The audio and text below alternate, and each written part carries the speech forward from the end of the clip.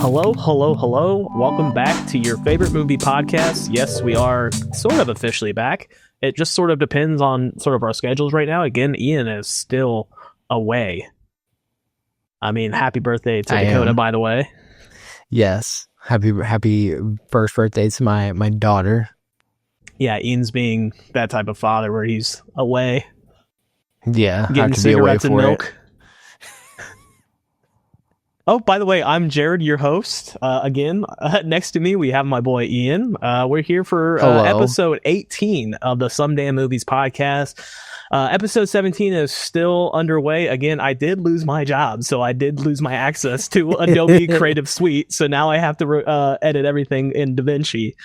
So it's going to take a little bit of time. DaVinci's great, though. What are you talking about? But I had my template. It was perfectly set up, dude. I had all my nested sequences. All I had to do is just sync everything and sort of place things and then press a button. I mean, you can do all of that in DaVinci, though. I know, that's but it's more I had to set it up, dude. That's like an hour dude. of like setting.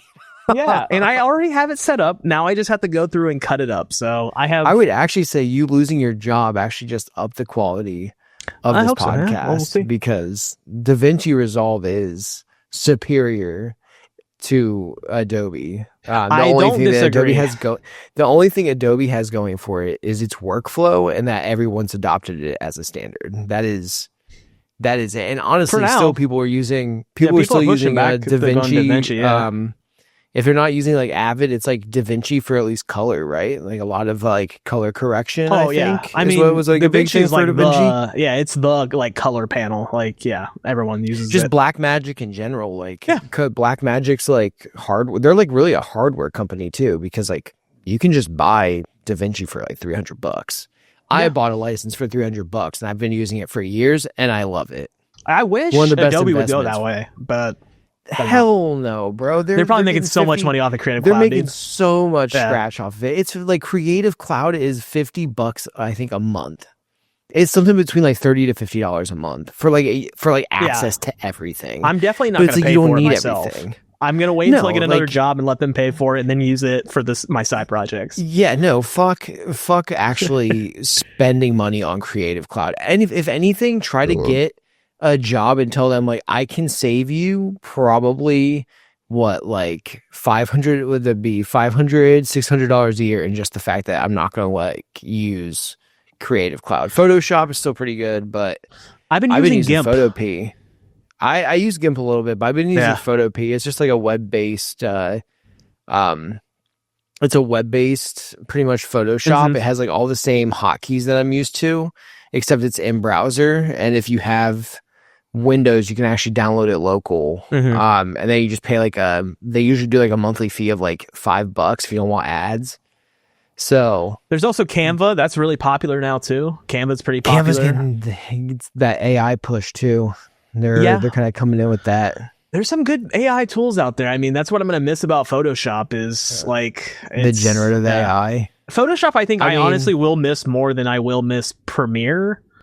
Because Photoshop is definitely the better of the two, 100%. Like, if I was going to pay for something from Adobe, it would probably be Photoshop. But even then, I'm over it. My problem is just I had so many templates, so many like projects that I had saved because you've been using it in a work over 10 years environment for over 10 years. Yeah, so I'm just used to it. But I actually learned on Avid in college, so. Which is wild because Avid is like is it even being used? It's still like an industry standard in some ways. I think still like a lot of movies still use Avid, and I think television shows use Avid. Yeah, I mean, my thing is, isn't it like more preference, especially with some of these productions, right? You usually see the credit for like an editor, and it's like maybe them and like maybe two people that they work with, or like Avid, I could see maybe for, a television production where because the thing is like you don't have a team of editors necessarily, right? Unless you're doing, honestly, something really complex to where you're trying to smash about me specifically, or are you talking about TV shows? Well, I'm just trying to think about it specifically, like, because, right, like, editing. They have team of editors. Yeah, you have to have a team, right? Because you have to lock in, like, it'd be a ton to just go through every camera angle for every scene, trying to lock it down. But it depends on the production. But I just feel like Avid is, I don't know, man. You hear about it once in a while. I don't know. Maybe it is the integration of like swapping machines and like working off of shared workflows. I think that's what the standard for Avid is. It's better than anything else. I think that's sort of why people like it. Like kind of like a database sort of editing style. Because I think so. I'd have to look into it. Yeah. I haven't used it. I'd look into it if I'm just out of curiosity. I'm never going to use it in my life. Yeah, I'm never going to use it ever. But I also during my like montage day, I learned on Sony Vegas. Sony Vegas kind of goated. I'm not gonna lie, that was like an unsung hero growing up. That's why I mean, like it was the same thing with Black Magic, like with DaVinci Resolve, because just I don't know, whatever you can just buy a license for and just own and like have access to is superior in my opinion. Like I really am tired of getting nickel and dime to buy subscriptions, and Sony Vegas was like the first one, unless you're going to use something like, well, Final Cut you can buy. It's not subscription based, is it? I don't think so. I want to say I've never looked into Final Cut, but it's pretty lofty though, I think too, though. Like it's pretty expensive to get a Final Cut Pro. I'm pretty sure MKBHD or whatever his name is, I think he still uses Final Cut. I think a lot of people still use Final Cut. I mean, it just depends on if you have, I don't know, like it really does come down to preference. They all do the same thing. I started out with Adobe, obviously, when we started making, our videos. And I eventually just got tired of Creative Cloud and then went to DaVinci Resolve. And honestly, I think DaVinci Resolve just works better. It's like more responsive. It is, it just feels like it's not. It's just like I hardly ever have it crash on me. Mm-hmm. It feels like it responds better. I don't know, something under the hood. They did something well, and it works better. I just genuinely think it's a better product. And it has pretty much everything that Adobe has. Yeah, I really enjoy it. I like it. I mean, I still use it, obviously, for all my color grading and stuff like that. It's just, I've tried to, like, at my last job, I tried to sort of transition to doing some projects in it, but I felt it was taking me too long. And it's not like I wasn't learning it. It was more, I was just so stuck in my known knowledge of like Adobe that it was just going to take too long for me to. You're in that ecosystem, and like you have timelines. Like you can't just like drop something and be like, hey, I'm gonna go do it. If anything, you do stuff like this in DaVinci just to learn it, and then you're like, all right, I'm pretty comfortable with it now. But so, I'm not scared. Anyway, so go check out DaVinci Resolve. Not a sponsor, not an ad, but if you want to sponsor us, sure. I'll take it, please. We're still going to use it. What? I have a full copy of Studio. I think I actually have a full one that I haven't even used yet. For DaVinci Resolve Studio. Yeah, I think I have a code, like a full code for it. Then you need to like slap that baby on there. Yeah, we're gonna do a giveaway. Oh, you mean like one that you're not using? Yeah, I mean, I already had one because I bought a camera some time ago, and so if you buy a camera, then you get Resolve for free. And then I bought another Blackmagic camera within the last year, my Pixis, and I got another code for it. Okay. Yeah. Well, then I guess you can give one away if you really want a DaVinci Resolve. I'd have to find it. We have to find it, but sure, comment down guys. Below that you want a DaVinci Resolve code. Not sponsored. We just really like the product. But we're open to a sponsorship for sure. Open to a sponsorship, but until then, I guess we'll just keep like gloating about your product. But in the Some Damn Channel news, in the Some Damn Movies specific thing today, we're going to be talking about just upcoming movies. Nothing too crazy. Just kind of spitballing ideas. There's a lot of stuff that is coming out. It kind of gave us an opportunity just to look at what's coming out because I felt like I was getting behind. Again, pretty busy time in my life, and also it's kind of still a pretty busy time for Jared, out there on that grind. Always a grind, So yeah, we're just going to kind of like talk about movies coming up. We're going to discuss what we're excited for coming up and what maybe we're not as excited for or enthusiastic about. But before that, here's a word from our sponsor. Us. And our sponsors, us. Oh, hey. Hopefully there's a nice little break. Oh, hey, we're the sponsors. Yeah, hi. Ian here, Jared below or to the side. Like, comment, and subscribe. Why haven't you yet? You should, right? You're here, you're listening, you're probably enjoying the time. You're probably just working on something else while you're listening to this. But why don't we talk about some movies? Anyway, just wanted to come in and let you know that. We appreciate you. Bye. All right. Hey, guys. Welcome back to episode 18. We are going through movies that we're excited for. This is actually a good, like, almost perfect time. We're about the end of July, so it's a little past halfway point. Ian, you've been on much of a grind, more than I have. Again, I've grinded out a lot of movies. Just went and saw Fantastic Four. Because I went and got you that unlimited subscription. I need you to go see Fantastic Four. I haven't popped it on there yet because I haven't been in the mode to be able to go to the movies yet. So I didn't want to use it yet. I'm gonna, because I want to be able to fulfill that. So I think we're gonna try and go soon to go see. I think for sure Fantastic Four, which I guess can be the first movie we can sort of talk about because it just came out. I am very excited for it. It was fantastic. I'm not going to go into any spoilers, not for something that like just came out or any of these. Right. I'll say that really hits home on the theme of family. I think the performances were great. Some would say fantastic. Even, I think the movie, my biggest thing is I feel like the people coming up with the MCU now, maybe they're actually starting to take some notes. Only because for the longest time it was like insert bad guy, come up with some sort of lifeless automaton drone for like the Avengers or like whatever to like destroy, and then or the bad guy to like have like just like for just a bunch of action, and then have like a fairly, I don't know. I always felt like it was not that it wasn't satisfying, but an underwhelming conclusion to the issue or the problem. I think that this movie, we just had really good characters. I think really good like just really good synergy between all of the actors, actresses, characters. It's a great cast. Yeah, it's a great cast, a great story. I think the only problem I really have with it is the actress who played the Silver Surfer. Oh, Julia Garner. Yeah, Julia Garner. It is Julia Garner. I always tell myself that it's not Julia Garner because I'm mixing up with Ben Affleck's ex-wife. Yeah. Is it Elizabeth Garner? What am I mixing up here? Why can't I think of it? I mean, she's from our home state. She's from West Virginia. Gardner, isn't it?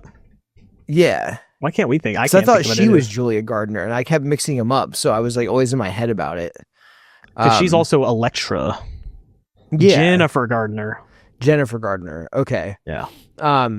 Anyway, so Julia Gardner, I just don't think I don't think she's that great of an actress. To each their own. I think she worked in Ozark. I just feel she's great in Ozark. Yeah, she's great in there. My problem with, and I don't know if you've seen the trailer for like the Wolfman movie, and I think she's in another one. She's in one called Weapons, which I think that's might on my touch list. On. She looks okay in that. Well, I was gonna say it's more of. I don't think it's her being a bad actress. I think it's more of just like her overall look. I mean, the look of an actress and an actor is, in my opinion, very important to sort of the role. In the Wolfman movie, the trailer itself, I didn't see the movie, but she just doesn't come across as, like, no offense, a fully grown like woman mother. She still looks way too young, and so for me, I have a gigantic disconnect seeing her on screen playing certain characters because she just looks too young. I mean, same with like Timothée Chalamet. Like, I don't think he can play like a 30-year-old father, even though like he's gonna probably be 30 soon. He's past 30. He's as old as we are. No shot. Over under. What do you want to call? Over under. He's 29. I got it right here. He's 29. Oh, damn. Yeah. I could have swore he was at least 33 because him and Kylie. Well, he'll be 30 at the end of the year, but yeah. Damn. Then you almost got me, or you did get me.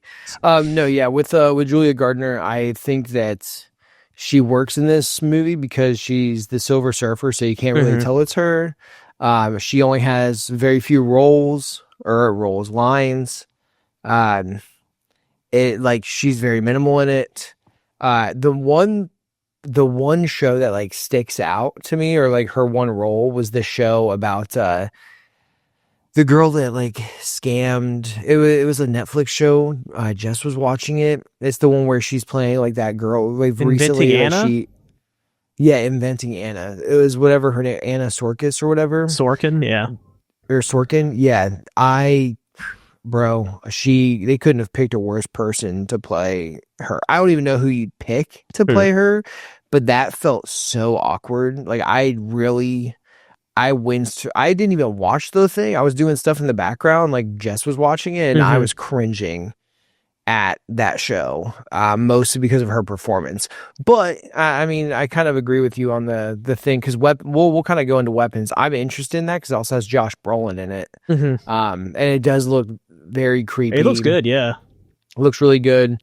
But you do bring up a good point where she's playing it looks like a teacher. Yeah. And they're all like wondering like, why is it her class, all this. And she, I think, kind of portrays like, I could see where you might be disconnected, because I don't know if I would necessarily put her as like I guess credit to her. She just looks very young. Like she's, I don't know how old she is, but like she doesn't necessarily look like it's almost like she's wearing oversized clothes. You know what I mean? Where it's like the suit doesn't really fit that well. It's like a kid dressing up as an adult to kind of portray it. But, you know, I do have pretty high hopes for that one.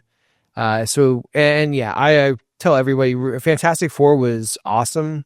I think the best part about it was I was in a packed IMAX theater for it. I've never actually been, even on an opening weekend, I don't think I've been in a theater that had that many people in it. And I kind of wanted to save this for like when we actually talk about the Fantastic Four. Maybe we won't. We'll kind of like, we'll maybe like work it in once you see it.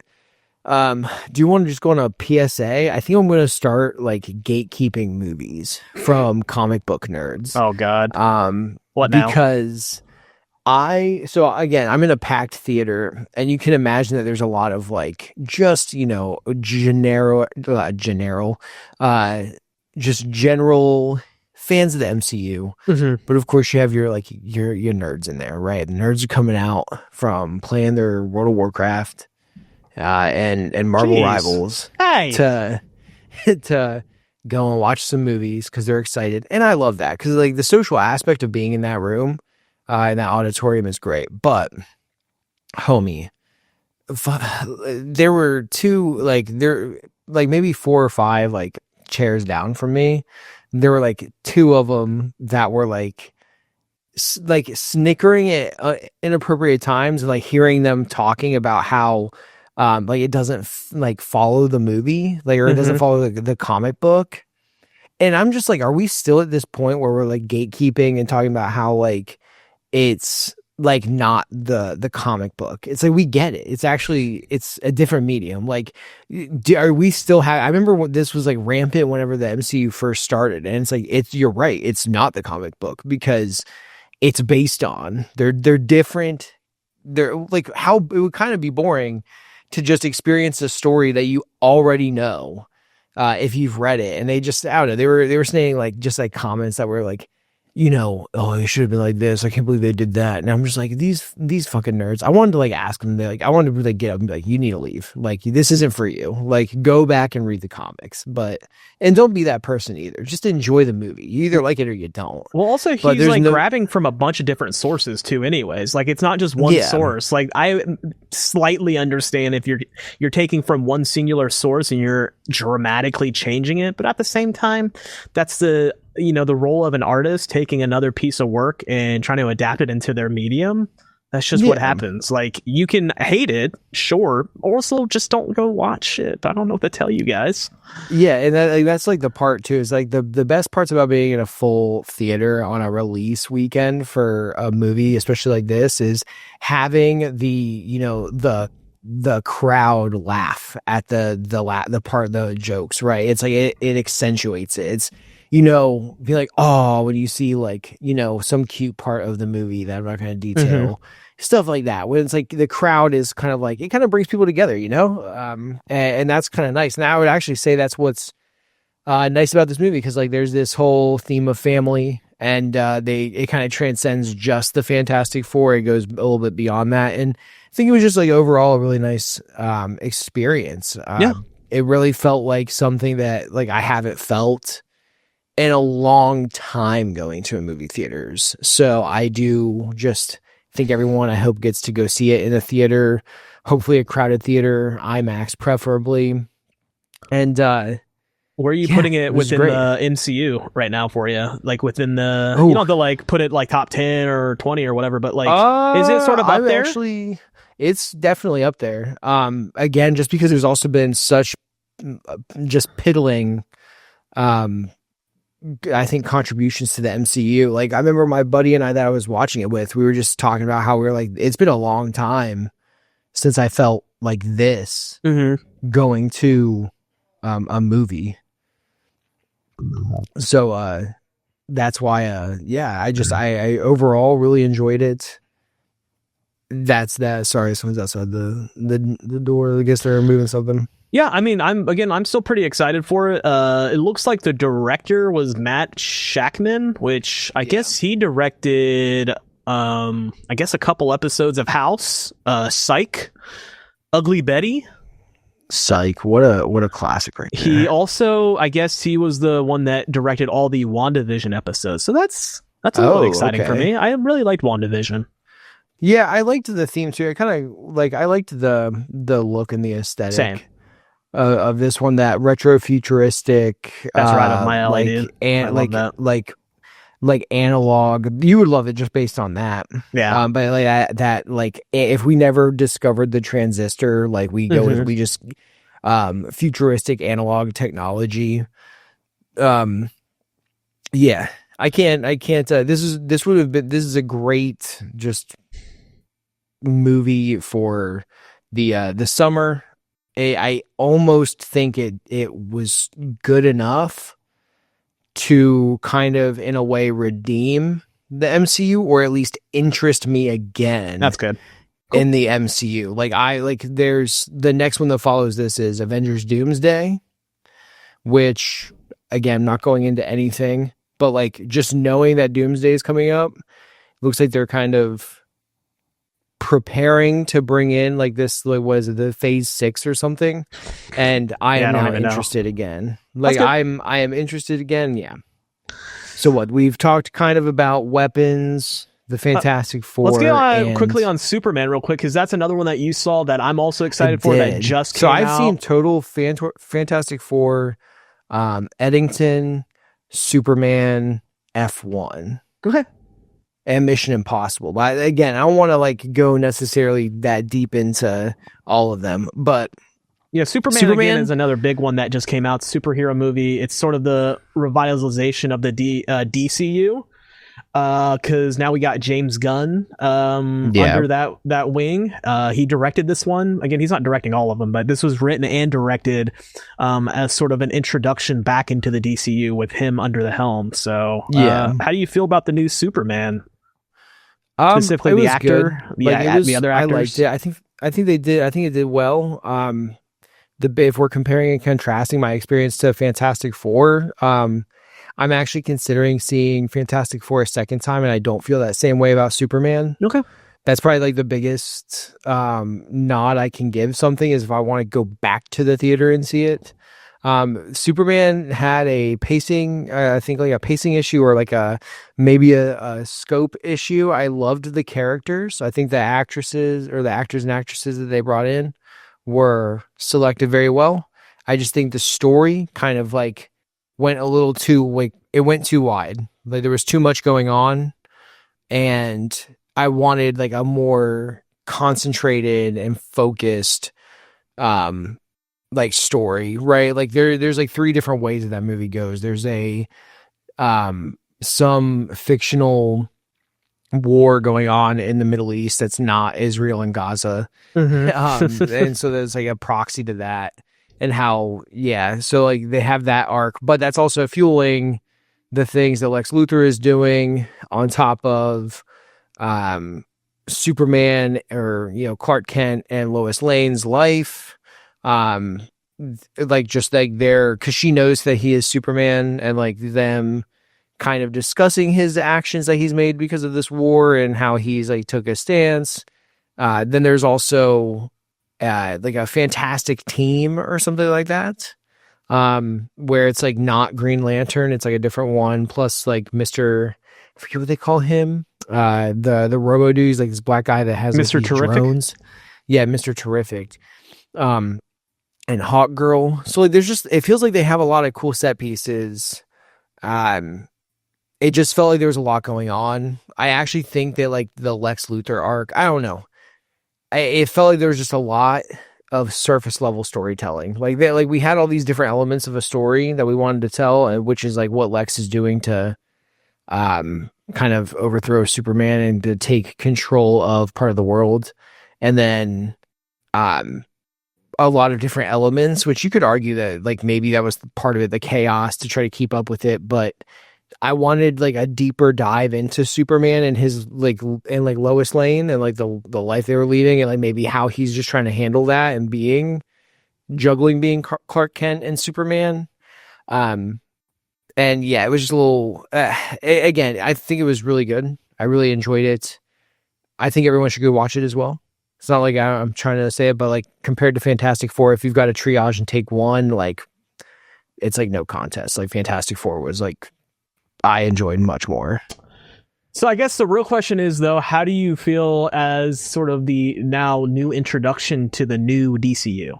You think it was a good it's start? A million times better, but we're comparing James Gunn to Zack Snyder. Like Zack Snyder, for those who have never watched this show before, I think one of the earlier episodes we talked about how I was rewatching Zack Snyder's filmography to like, because I just wanted to hurt myself. But I am very openly not a fan of Zack Snyder's work, and I think it's very one-dimensional, and I think it's just like he put out 300 and then like got a whole bunch of like a devout fan base of honestly tasteless. Like I just don't think they're good, and like more to the point, like his only good movie in my opinion is Dawn of the Dead.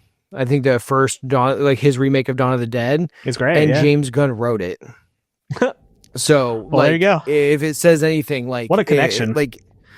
So like James Gunn, he might have worked on it, but James Gunn wrote it, I think, with somebody else, and then he just directed it, and that makes sense because all of the parts of that movie that suck are the parts that are deliberately Zack Snyder. Like, I think we talked about it in an earlier episode where, Mekhi Phifer's character is standing off when he has his baby in his arms, standing off with this like old woman. And like, honestly, I think like a better shot, like my preference would have been like, just have like this, I love a good wide shot, showing both of them and them shooting each other. But he like turns it into like a gratuitous, like slow motion, like they both shoot. And then it takes 20 minutes for the bullets to like come out and kill each other. Like, yeah, Zack Snyder, I don't know. Just I hope he invests his money and just retires. I think that's like a better option for cinema.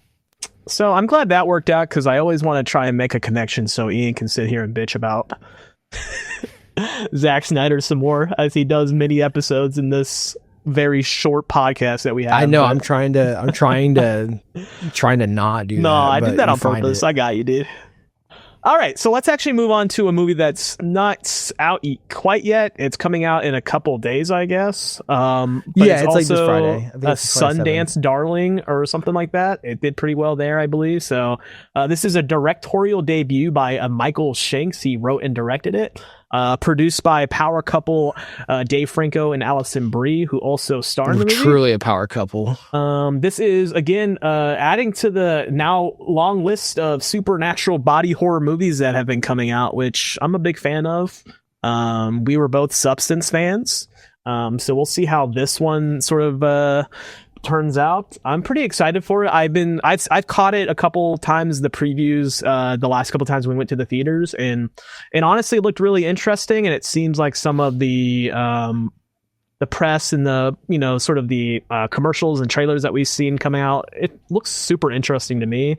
Here on Letterboxd, it says, with a move to the countryside already testing the limits of a couple's relationship, a supernatural encounter begins, an extreme transformation of their love, their lives, and their flesh. Yeah, very excited for this one. Mostly because you bring up Alison Brie and Dave Franco, and I really do think they are like a. I mean, I think power couple's kind of overstating it, but I think they are definitely invested in coming up with. They're not coming up with, but supporting or trying to find original ideas. Mm-hmm. I think both with their repertoire, like they're just like with the stuff that they have done and how long they've been around, they probably could have gotten another director. Not saying they should have by any means. I'm just saying they probably could have. But the fact that, like, yeah, you look into this Michael Shanks guy, and he has nothing. And that's great. I think that's really cool because I love that. I don't know how this worked out, but like, try to help give opportunities to just people that haven't made a name for themselves, especially with two talented people like themselves. I think the premise looks just incredibly interesting. Yeah, for sure. Because you can already kind of tell what the theme is probably gonna be about. It's probably about if I'm gonna guess, right? It's about the tensions that couples feel, or how their lives intertwine, or how they change, and how they, like, whether they're together or not, like kind of just like how their lives are intermingling. And I think that's a pretty solid allegory to or metaphor maybe to use for a movie. And yeah, I think the body horror. I mean, I prefer body horror to jump scares. That's why, like, we mentioned weapons. And like I like creepy. It's the sound, dude. It's like the noises. I really think they just dial that stuff up in a theater. Cause I feel like I can watch most of these scarier movies at like my own house and it's not nearly as crazy. But then like you go to even a standard theater and it's just so loud and it feels almost borderline abusive. Like I just don't want to see that. That's the best part. I'm just like, it's not. It's part of the movie, though. Like the sound design is all part of. Look, I'm a little bitch, okay? I know. I'm a little fucking bitch. But anyway, together looks really good. I also haven't seen Alison Brie and Dave Franco in a horror movie. I don't think I've seen either of them. I'm trying to think of like what I've seen Alison Brie in. So it's like obviously Community. Glow was pretty popular for her. Glow I did really like. I didn't finish it, but I thought it was pretty good. I watched Mad Men a lot back I finished Mad Men. I remember she was in Mad Men. There was a movie I did watch with her. I think it was called The Little Hours. That's they were like nuns, right? With Aubrey Plaza. Yeah, and they're nuns. Yeah, that was so she good. was doing like a lot of little things, which I always like that. I do think that to a point, like these both of Alison Brie and Dave Franco are trying to I see. Yeah, I think they're trying to lift up or at least support like the smaller parts of cinema that are and film that are kind of being overlooked. So I hope this does well. So I was just doing some research on Alison Brie. So she worked a couple times with Aubrey Plaza's now late husband, Jeff Baena, who actually passed away this year, back in January. And so they did that movie together, which he directed. He also directed Horse Girl, which was a psychological drama that she starred in, Alison Brie. And I guess she wrote it with him as well. So yeah, it seems like she's been sort of moving her way. And I think Dave is probably doing the same too, wanting to do like some of these smaller, more artsy projects, given the fact that like he was in like a lot of comedy movies growing up and stuff like that. So yeah, I mean, like him and his brother both were kind of like off that Seth Rogen and Judd Apatow kind of wave. He wasn't necessarily, but he had the in. He tagged along, kind of like he definitely tagged along, like a Casey Affleck type deal. Yeah, a little bit. Kind of. He's definitely more, I think, established than Casey Affleck was, but yeah, I mean, he already has one of those big comedies. Well, not a comedy, but he's got a big blockbuster coming out, another one this year, or it's supposed to. It might be next year, but I don't know if I want to really talk about that one. Together. Together. That comes out, by the way, on the 30th. Again, it's already been sort of out and about in the sort of underground scene, or however else you want to describe it. Sundance. What's on your list now? So the next one that I'm looking forward to, which I think we're kind of running out of them for me, but Blue Moon. I really want to see that. It's Richard Linklater's next one coming out. It's coming out in October. Ethan Hawke, Margaret Qualley. What the hell? I didn't even see this one. Yeah. Are you sure it's called Blue Moon, or is that your list? I have it right up here. I mean, I can send it to you. I have it on Letterboxd. Nah, I believe it. Let's see. Yeah. So just a quick overview of it is Blue Moon. On the evening of March 31st, 1943, a legendary lyricist, Lawrence Hart, confronts his shattered self-confidence in Sardi's bar as his former collaborator, Richard Rodgers, celebrates the opening night of his groundbreaking hit musical, Oklahoma. So this is a musical biopic from what I have gathered. But it's Richard Linklater, dude. What the fuck are you talking about? I know, I love the guy, but this is something that he hasn't done though. That's what's so interesting about it. Yeah, and we have the cast from is what great. It looks like. Yeah, I mean, you got Ethan Hawke, Margaret Qualley, Bobby Cannavale. I feel like I've heard of him. Oh, you'll see his face and you'll know exactly who it is. Just click on the link. Oh, okay, yeah. And then a guy that I got into last year, because I finally watched a big movie that he did, All of Us Strangers, was Andrew Scott. He did a movie with Paul Mescal. It was like a romantic fantasy film that came out in 2023. That one's a real good one. I really enjoyed that. Okay. But yeah, so this one, I mean, I'm not going to go against Richard Linklater. I really do like the man.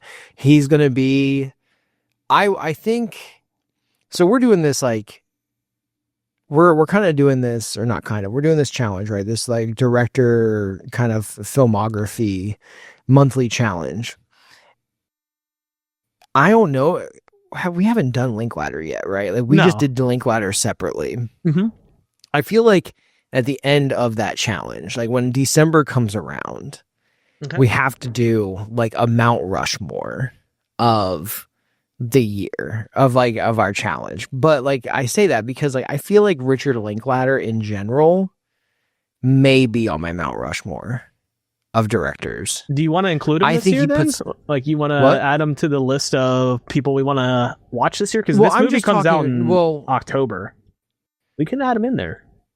I'm down. I mean, let's get through Barry Jenkins, but like I also want to kind of research other directors. I think again because it was more of an exploratory challenge, right?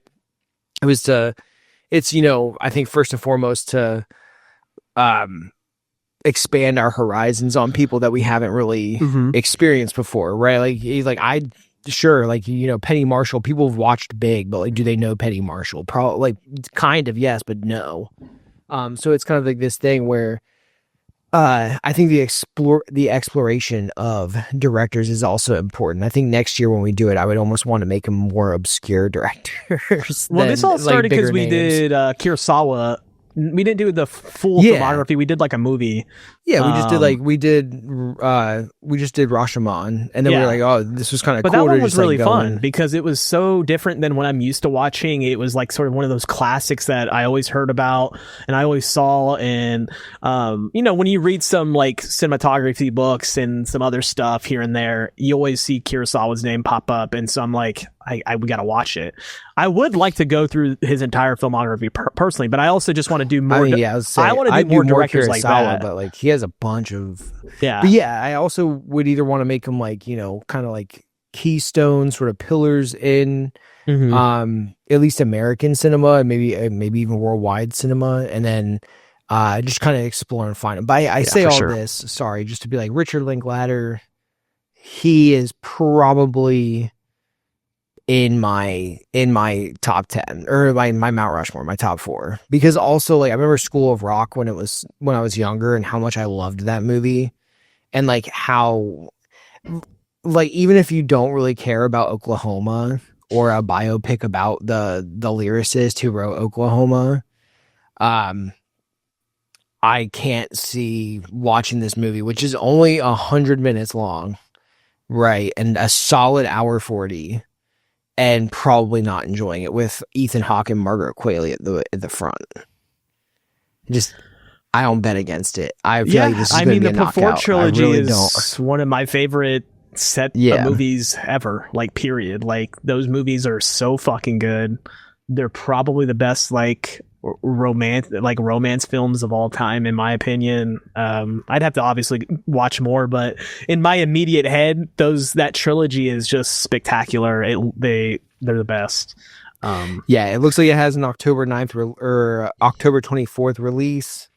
Definitely wanted to see it. How do you feel about Hitman? His last movie. Oh, that was the one with Glenn Powell. With Glenn Powell. I liked it. I thought it was fun. I don't think it was his best by any means. I think it was pretty just like time. It was like mid in his within his filmography. It's pretty mid. I think it was. I was gonna say in his filmography, it's pretty mid. Yeah. But I think I would say that Zack Snyder wishes that he could like make a movie. Yeah, that would be a 5 on the Zack Snyder list. So it's like it's like a 5 on a Zack Snyder scale, but it's like. It's kind of like a 2 on like a Richard Linklater scale. One day Zack Snyder is going to listen to this, right? I'm going to see he's going to be on his deathbed. He's going to hear this. He's going to be like, this Ian guy, what did I ever do to him? And I'm going to say right now, sir, you made Sucker Punch. That's what you did. Sucker Punch is fucking stupid. That's the movie that I hate too, that you hate the most? My friends used to swear by you, and I would have to like fucking sit in like our apartment, not our apartment, but like my friends' apartments where they were like gushing and jerking off to Sucker Punch. Your movie. Which movie? Probably 300. All of them. They're not like they were just like obsessed with like the Snyderverse, right? It's like the same people that were like, hey, we need to get like the Snyder cut, like those diehards. It's like they just and they're like, who watches The Watchmen? Who watches The Watchmen? Watchmen's pretty good. Great. I like the movie. It's okay. Like I would say it's probably his second best, but regardless, like the Hitman is like a 2 on the Richard Linklater. It's like a 5 or a 6 on the Snyder scale. But yeah, that's what you did to me. And honestly, if you've retired by the time you watch this, I'm glad you did it. I'm standing by it. I'd still have a beer with him and talk to him about it. Yeah, I think it'd be fun to hang out. Why not? I'd be totally chill. I'd love to talk to him and pick his brain. I don't hate the guy. I think he's probably a perfectly fine guy. I'd shoot 18 with him. Like, let's go. Let's go play around. But like, I'm gonna like dog on you every time you like. You're gonna like miss a putt for like birdie. I'm like, damn, dude, look at that. That must have been Sucker Punch right there. All right. But yeah. Let's I'll add to the list now. We don't have to talk too much about it because I think we're adding him to our directors for this year. Which is Paul Thomas Anderson's next movie, which is One Battle After Another. This one I'm very, very excited for, just because I am a big Leo fan. And it's good to see Leo work, as always, with some like prestige director, as he always does. But Leo, that brings the best out in him too. I think like Leo. I wish he worked with weirder directors though. I want to see him in like a Yorgos film. Yeah, I was gonna say you're trying to get him in Yorgos with like. That'd be awesome. I think that would be super fun. But or like even like a Wes Anderson movie would be fun. Wes Anderson, I can maybe see. I think Paul Thomas Anderson's a really good fit for him because I think Paul Thomas Anderson. I'm not like the biggest Paul Thomas Anderson. Like I haven't watched nearly enough of them. But you just wait, buddy. But yeah, PTA definitely kind of like sits himself inside of Americana a little bit, right? Yeah, like kind of like just like movies set around like Americana, which is also a movie coming out this year, I think, with Sydney Sweeney. But like, I don't know if I didn't mean to bring that up by accident. I was looking at that last night too. Yeah, I didn't add it to my list, but so this one's inspired by Vineland, which is a book by Thomas Pynchon, which I think I think PTA really looks up to this guy because I think a lot of his other movies or some of his other movies, like I think Inherent Vice is also a Pynchon book as well. or a Pynchon story. So I think he reads a lot, and he definitely is inspired by this guy a lot. Yeah, Inherent Vice was the same name. I want to say no, not Phantom Thread. So Phantom Thread, I think, is the only one I haven't seen on this list of his. But One Battle After Another is a Leo movie with Sean Penn, Benicio, Regina Hall, Tiana Taylor is in this.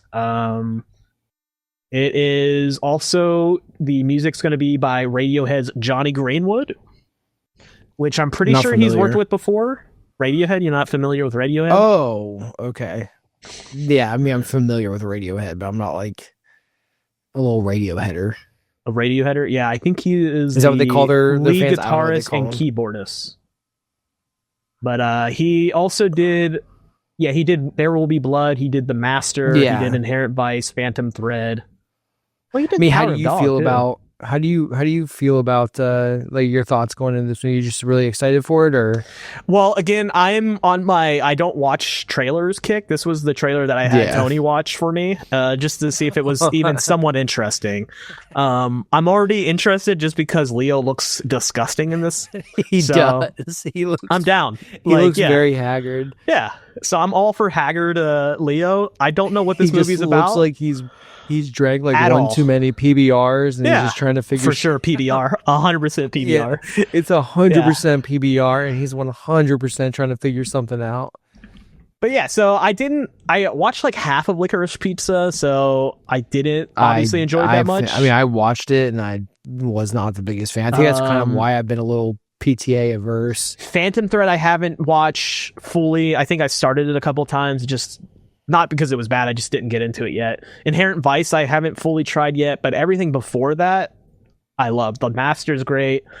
I'm trying to think what my favorite one would be. I think my first PTA was actually Boogie Nights, and then I went back and watched his first movie, Hard Boogie 8. Nights is PTA? Yeah. Oh, I did not know that. And then Magnolia, I think Magnolia might be one of my favorites, just because I think Tom Cruise is incredible in Punch Drunk Love. Yeah. He has, I mean, his filmography is nuts. He really does. Yeah, his filmography is nuts. Holy shit. This is going to be a good, I'm going to probably want to rewatch all of these whenever we do him. So, I didn't want to get too far into this because, again, we're going to probably revisit him sometime in the future. But, again, I got to add PTA to the list just because, again, he's another one of the big, prestige directors of our time. And he has a movie coming out this year with Leo DiCaprio. So I'm always going to be excited to see Leo on screen. He's probably one of our best actors that we have still going around. I don't think he really has any misses on his list. What's talking about lists? What's next on yours? The next one I have is After the Hunt. This was the next Luca movie. After the Hunt. Luca Guadagnino. Yeah, it's going to be... These are some ones I didn't even add to mine. But this is the whoa! What so this is starring. This is gonna be. It's an Amazon movie, right? I think it's getting a theatrical release, but it's MGM Amazon. But yeah, we're starring Julia Roberts, Ayo Edebiri, and then Andrew Garfield. So it's pretty solid. Just first, because I think they're the biggest ones. Well, you have Michael Stuhlbarg, who's the dad from Call Me By Your Name. Oh, yeah. And then you have Chloe Sevigny, who, again, you should know her. You'll see her face and you'll know who it is. I think I've seen it, but I don't know what I've seen her. Well, I guess I don't remember for maybe some Zodiac, but I haven't watched American Psycho in a long time, so I don't think I would have recognized her in it. After the Hunt. So what genre is this? Looks like it's thriller. Drama thriller. Here's wow. Not everything is supposed to make you comfortable.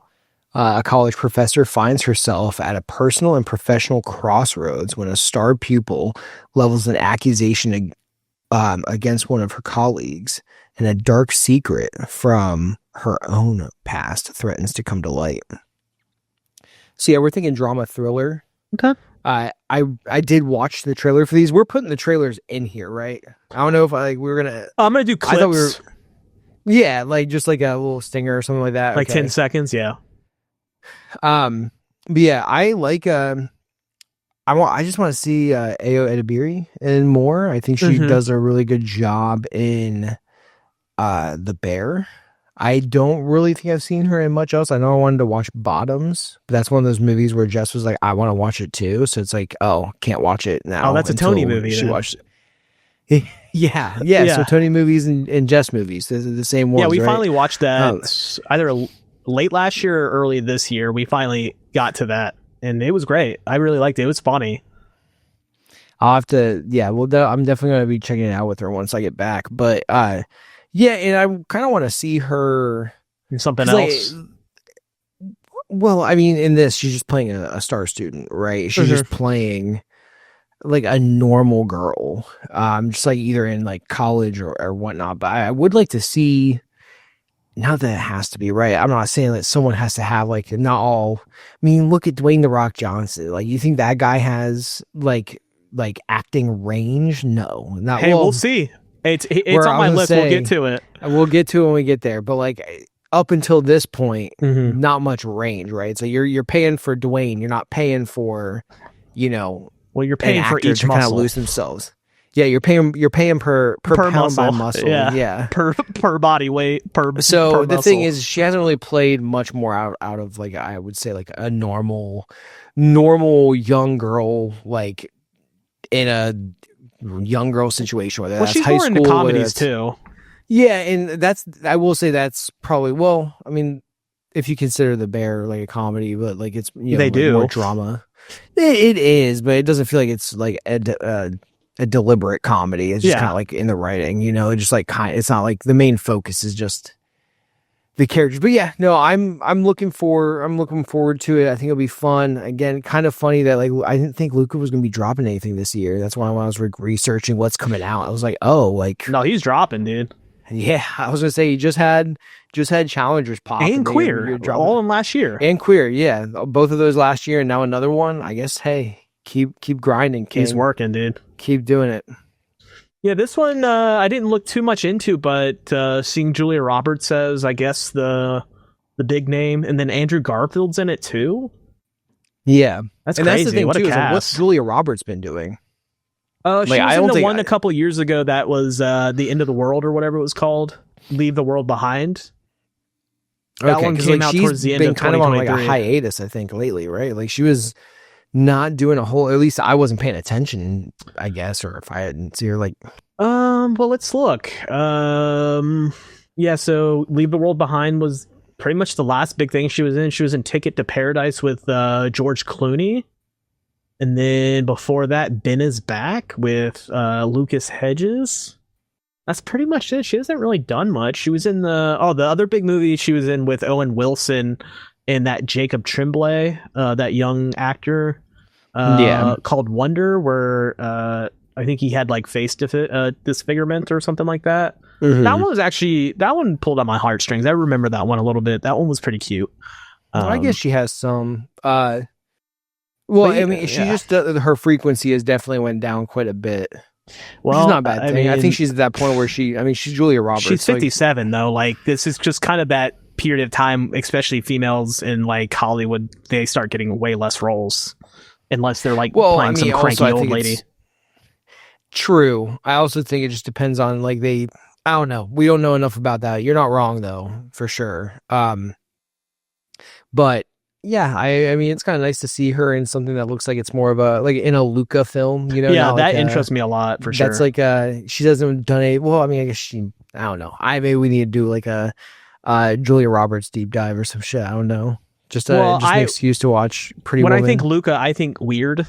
Like he's just kind of, he's a little weird. Well, it's like he skirts the boundaries of exactly, sex and I would say indulgence and like he...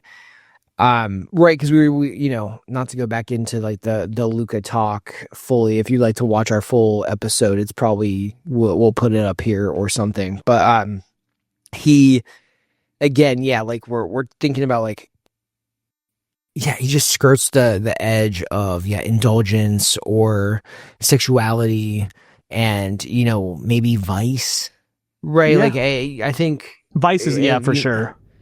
So.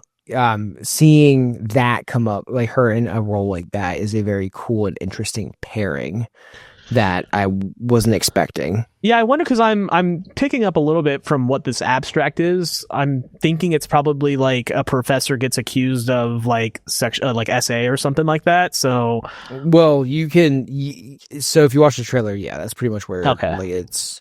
But like I think the question is because like Ao and Andrew, like that's where the tensions between, right? They were like the star pupil butting heads with her like Julia Roberts' colleague, and they're both sort of like in not cahoots, but they're all they're vying for like Julia Roberts in some fashion, maybe not sexually, just like professionally or like academically. Yeah. And this is like it starts bringing up the question of like, is Ao's accusations, are they legitimate? Are like or is he making stuff up? But she's worked with Andrew for years, right? So she knows him pretty well, and so she's like conflicted between who to sort of talk to or who to side with, and to try to like maneuver this social situation, one that does come up quite a bit in our society over the last like decade or so. So he's taking that, he's using this as, you know, maybe his just like putting a little a view on it, trying to like just showing us like a scenario and seeing what comes of it. So I'm interested. Me too. I'm not interesting. I'm interested. Yeah, we're both interesting and interested in this one. This seems like a good time to probably cut back to Ian to do another sponsored ad. Sponsored ad? Who's sponsoring us this week? Some Damn. Hi, I'm Ian. Movies. This is sponsored by us. Some Damn Movies, Some Damn Channel sponsoring Some Damn Movies. Why? Because we put time, effort, and some good looks into this production for you. So like I said, like, comment, subscribe.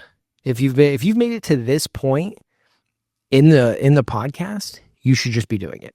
It's not a big deal. Just go ahead and do it. Pull the like button trigger. Okay? That's all I've got for you. Thank you very much. Bye. All right. So, Ian, my next movie. So I want to say that at this point, I am in like the mildly interested. Okay. I think those are all of the movies that I have that I'm legitimately interested in seeing. Everything else is just kind of coming out, and it either made me like, oh, like I didn't expect that, or oh, like eye roll. So this is, I would say, probably the one that is definitely very on top of my list, just because if you know me by now, I am a big Yorgos fan. I haven't seen everything he's done, but like The Lobster, I still fucking cackle at. The Killing of a Sacred Deer is great. We actually did watch The Favorite this year. Another good movie. Really good one. Poor Things, awesome. Big fan of that. Kinds of Kindness, we still need to catch. I need to watch. There's another one coming out, not by him, but it's called The Roses. And that is because what's her face is in it with. That's on my list too. Oh, it is? Okay, then never mind. We'll keep going.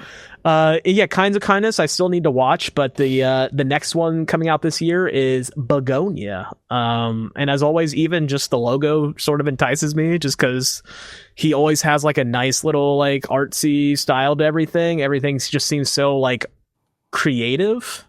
And yeah, he's just a weirdo. I like the weirdos. Poor Things, I thought I'm pretty sure that was my top movie that year, if I remember correctly. It was either that or Doom 2. I think they were both vying. Oh. Yeah, that year I think they were both vying for my number one place was Poor Things. Well, I think I didn't see Poor Things until 2024, but it technically came out in 2023. But of course, around here we didn't get it. So Begonia. Another one from Yorgos with Emma Stone and Jesse Plemons. That's the part that I liked probably the most. Yeah. So what Begonia is about? It all starts with something magnificent. Two conspiracy-obsessed young men kidnap the high-powered CEO of a major company, convinced that she is an alien intent on destroying planet Earth. This sounds blissfully weird, right up Yorgos' alley. I do like the Jesse Plemons pickup. I am not. Oh, Stavros is in this? Yeah. I saw that too. I mean, they're both Greek gods, so I guess they are. Yeah, it's just like, but very small cast. I think the topics are bringing up a movie around conspiracy theory is extremely on topic for the world these days. So by Yorgos, I've only ever watched, I still need to watch The Lobster. I've watched The Favorite. I watched The Killing of a Sacred Deer. The Lobster is just so funny to me. Well, I remember we watched The Killing of the Sacred Deer, and we were like, I'm not really into this. Yeah, I didn't like it that much the first time, but I think I'd have to watch it again, because I remember Haley was like, I liked it, and we were like, I just don't know if we were in the headspace for it or something. Well, probably not. I think it's probably one to just, like, you kind of have to watch some of these multiple times, or maybe they're accentuated on the second try, because like you pick up on more. But I mean, even The Lobster took me a second to get into it. I do need to jump on The Lobster, because like that one's just been getting so much. People on it, they praise it pretty consistently, and I liked Poor Things quite a bit. I just liked a lot of the look of Poor Things. Sure, that's his thing. Yeah, I think that's like the biggest thing. Like, yeah, the theme, the performances, they were great. But I really just enjoyed the sets. Yeah, I just like his style. The style is the great. Style, the ambiance, like it was just very, like, from the color, everything. Like I just really enjoyed it. Yeah, and I like the guy that he's like, the cinematographer that he's working with, just because it seems like he at least, like, he has the technical stuff, but then he just throws in a bunch of like weird angles, weird lenses. Just seems like he's just having fun with it, but it doesn't seem like it doesn't make sense. Like, it does make sense within that realm and that world because there's so many weird shots, and like, I'm pretty sure a lot of it's just weird lenses that they're using that have really weird bokeh, that he used a lot, especially in Poor Things. I thought were super interesting. Like a lot of like fisheye looking lenses too. I love that. But it seems like this one's based off of a South Korean movie I'm reading, a 2003 South Korean sci-fi comedy film called Save the Green Planet. And it seems like it's almost like it's just an English language remake of that. I mean, Poor Things was fantastic. I believe that The Killing of the Sacred Deer, I think all of his last like 4 movies are based off of books. Oh, this is even another interesting point I'm reading in the production part of the wiki. It says Ari Aster was signed on to produce this movie. But I guess he was instrumental in hiring the writer from this film, which is Will Tracy. So let's see what he's done. Who's this fella? Will Tracy, writer, producer, actor. Oh, he wrote The Menu. Oh. I think, right? Yeah. Is that what it says? The Menu? Yeah. And it looks like he wrote 3 episodes of Succession. He was a big writer on Last Week Tonight with John Oliver. So for you liberals out there, there you go. Say my soy boy liberal self is going to be loving this one. So, hey, the writer seems good. I mean, it depends on how you feel about The Menu. I liked it. I loved it. I liked it. I didn't love it. I watched it. I'm pretty sure I watched it again this year. It was either this year or like late last year, but I liked it. But I definitely didn't love it. I think it was, what did I give it? Let me see. Yeah, I gave it 4 stars. Like I definitely thought it was, I think part of that is because I thought it was going to be a different film, like entirely. I didn't think it was going to be a dark comedy like the way it was. So big fan of that one. So yeah, no, I think that Begonia is going to be a lot of fun. I love that it's such an intimate like cast of people, just like 4 or 5 people. One of them being Stavros. How like what? I think that's hilarious. Yeah, I love that. I'm glad he's in this.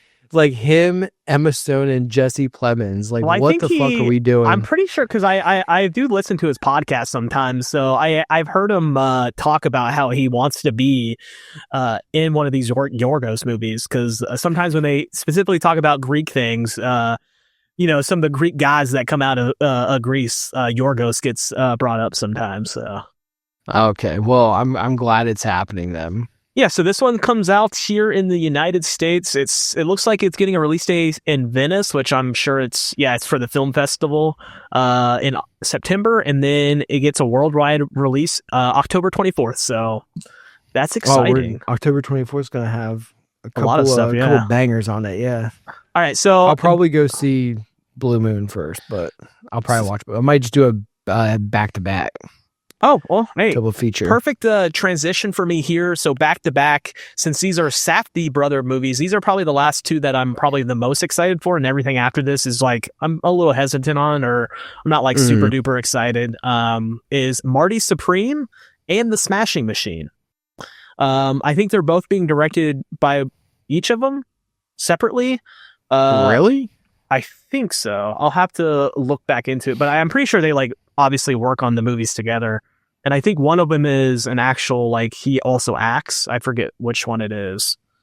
So it looks like Josh Safdie is doing Marty Supreme, which is movie starring Timothée Chalamet, Gwyneth Paltrow, Tyler the Creator, Penn Jillette, Kevin O'Leary's in this one.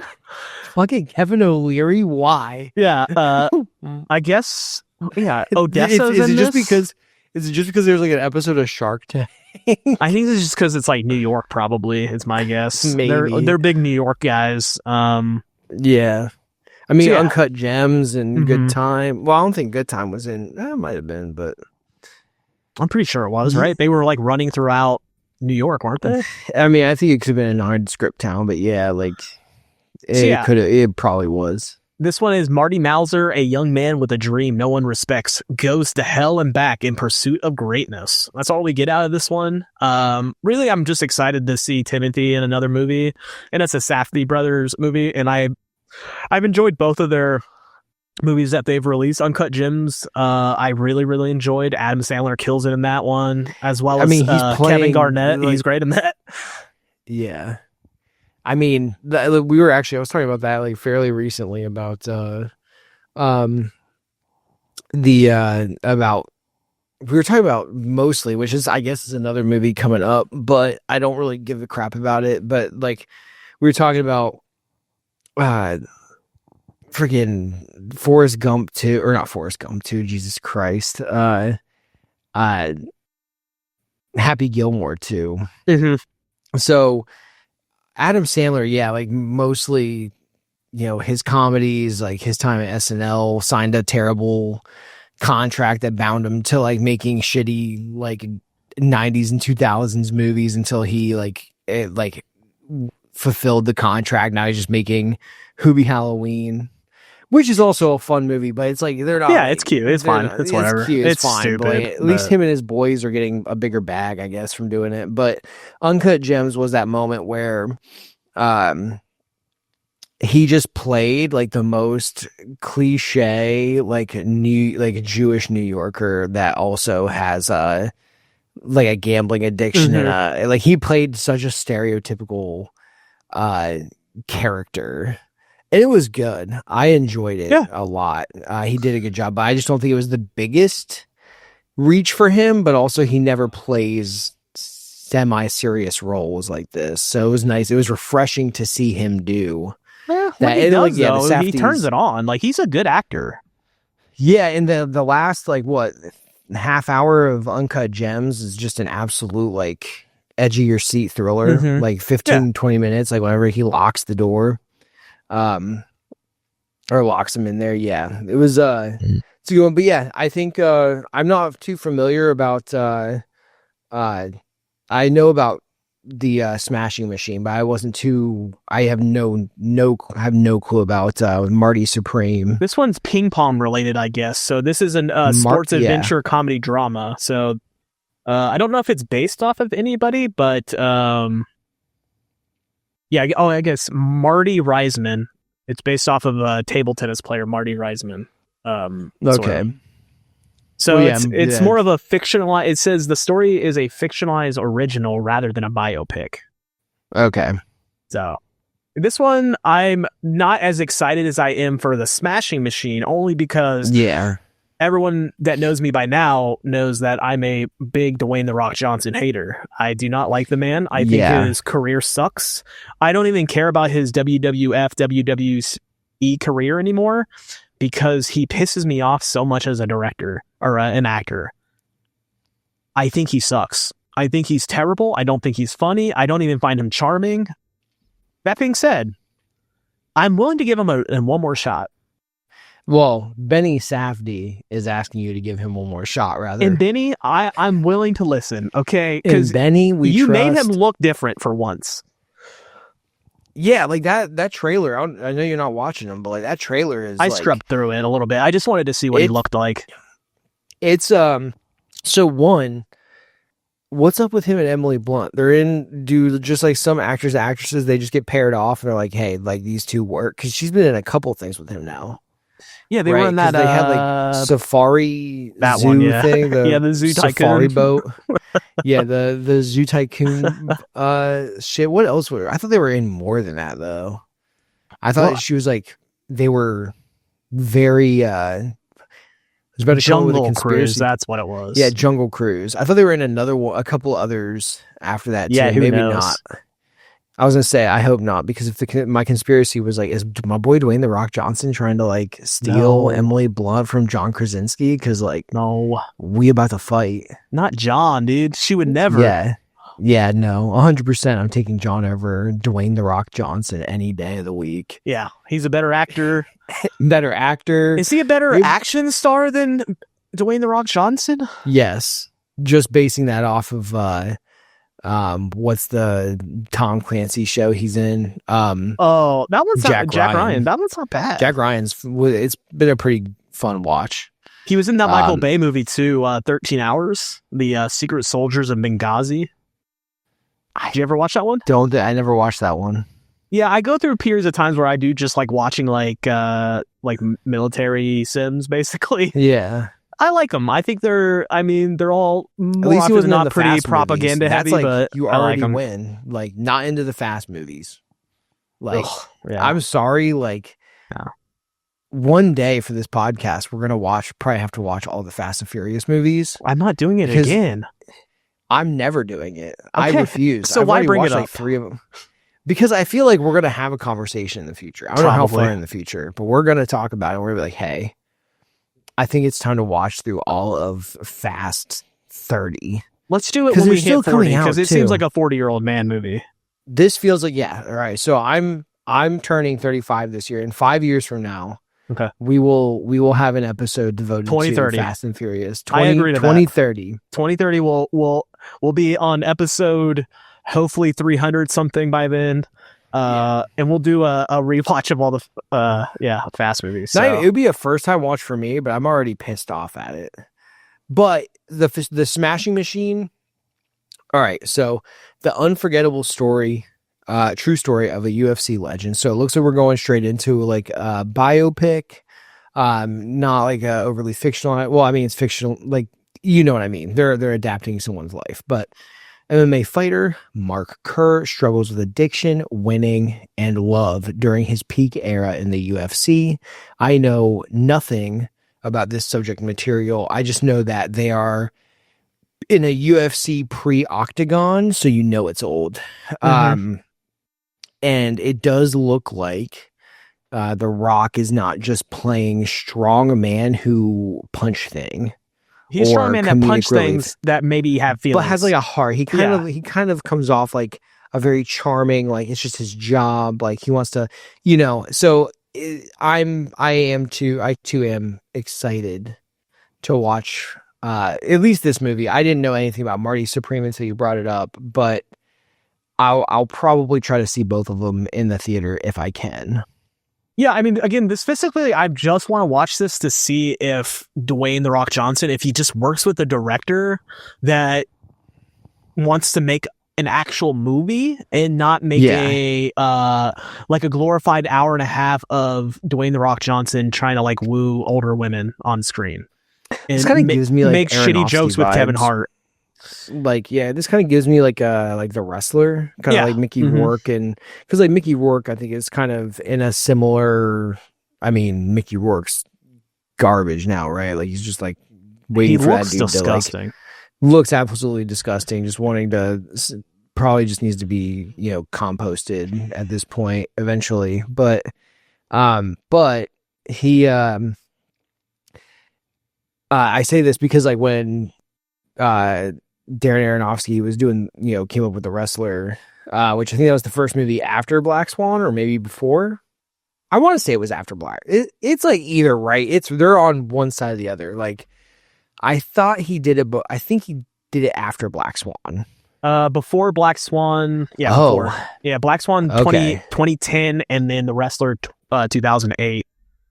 Okay. So this is what probably got this. I think this is definitely what probably got Aronofsky's name going, because it's a fantastic movie, and it's just kind of following this wrestler who just kind of fell in love with, loves the sport, wants to do it for the rest of his life. His sacrificed his body and everything to pursue it.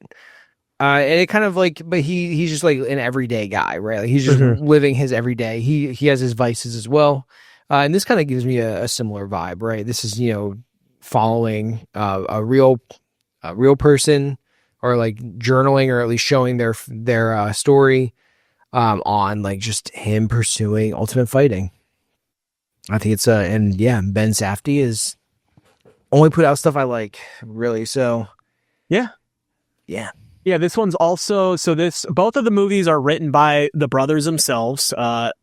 This one specifically is also being helped written by a Ronald Bronstein, who helped with writing Uncut Gems as well as Good Time. So he's worked with the Safdies before. Oh, Good Times is in New York too. Yeah. Yep. Okay. So yeah, they're both sports movies. One's more biopic rather than more of a fictionalized story. I believe Josh Safdie is more of the actor, and I think Benny's probably more of like the creative, but they obviously work together a lot. Yeah, I'm excited for both of these. More just interested purely on if The Rock can actually act, and I'm willing to take everything I said back if he can just prove me wrong here. Obviously he doesn't have to, because he's probably like half of a billionaire now. So who fucking cares about my opinion? But I'm interested.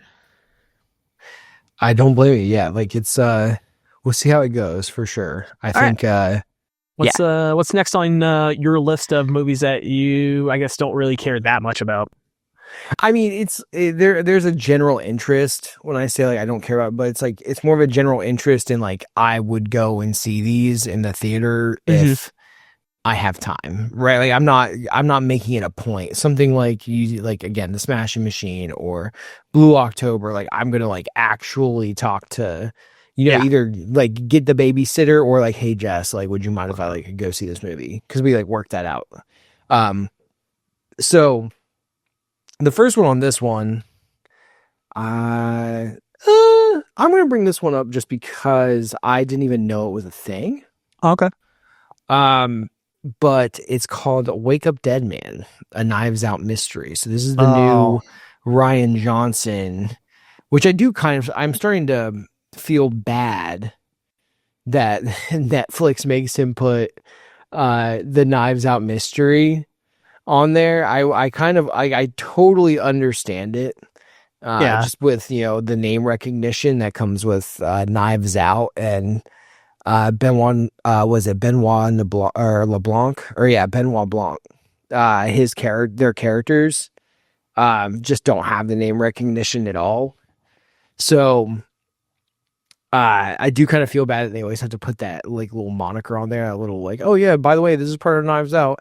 Yeah, I mean the cast is pretty interesting to me. So it's of course Daniel Craig, but you have Josh O'Connor, who is from Challengers. Yep, I think. Yeah, so he was in Challengers. He was playing Pat. Glenn Close, Josh Brolin coming back up, Mila Kunis. Wow. Jeremy Renner, Kerry Washington. Hell yeah. And now we're back to Andrew Scott. Hell yeah. Kaylee Spaney. Yeah. And who else we got? Daryl McCormick. I don't know who that is. Yeah, I was gonna say, I think we're at the part where I'm now like tapped out. I don't think I know. Thomas Hayden Church, you'll know if you look at his face. He's Sandman from the Spider-Man movies. Okay. Yeah. No, I got it. Yeah. I don't know who Daryl McCormick is. I think, it looks like he's like he's 32. He hasn't really been in much. Oh, he was in Twisters, eh? Okay. Oh, okay. He was the one that was trying to sell out. He was selling out. Have you watched Twisters? Yeah, he wasn't that guy though. That was. I thought he was. That's Anthony Ramos. Yeah, I think he just played like some random. Like, I don't know who Jeb is in this movie. Okay, he's like at the bottom of the list. A name for himself. So, but either way, the initial cast is looking. I mean, like Mila Kunis. I don't know what she's been doing. Wait, this guy was the guy that he was the boyfriend of the main character in the beginning of the movie. So he died like within the first 10 minutes of Twisters. That's why you don't really know him. Okay. That makes sense. Okay, so he's in a Rian Johnson Knives Out mystery movie. So yeah, how do you feel about the other ones? Did you like them both? I like the first one quite a bit. I think it's fun. I thought I was dead because this is post his botched Star Wars film with The Last Jedi. Post Looper. So that was Looper. I do like Looper, which is what got him the keys to the Star Wars Cadillac. But you think so? Yeah, definitely. I think it was post Breaking Bad. Rian Johnson. Yeah, he directed the 3 of the biggest, most popular episodes. And that's what gets you Star Wars. You're telling me you direct 3 episodes of Breaking Bad, and you either oh yeah, you can do a Star Wars movie. Yeah, I mean they're 5 years apart, but Breaking Bad was the last thing he did before Star Wars. I think it was Ozymandias. Was after. Looper was 2012. Ozymandias was 2013. So which one was Ozymandias? Was just when that was it was one of the last 2 episodes. Okay. Or last 3. And then he did that one. He did the Fly episode as well. I think that I'm pretty sure Looper's probably what got him more of those. But I mean, by all means, those are popular episodes. But I just don't think that. I mean, yeah, it's more sci-fi, obviously. And it's in the vein of sci-fi. But I thought that Knives Out was really good. I thought that it was it was fresh, at the time, just a mystery thriller. I always enjoy those, just like bank heists, just for sure. They're fun. The Hercule Poirot was a Murder on the Orient Express, or there's Agatha Christie books. Yeah, I think so. Yeah. But I enjoy those movies. So yeah, and the twist and everything about Knives Out, with as much of a twist as that had, I thought he did a really good job. I actually think that it redeemed him some after what Star Wars turned out for him, but also he made me come to terms with some things with Star Wars. Glass Onion, I thought it was not as good. Okay. Yeah. Not as good. It looks like whenever I rated it back in the day, I gave it 3 and I liked it.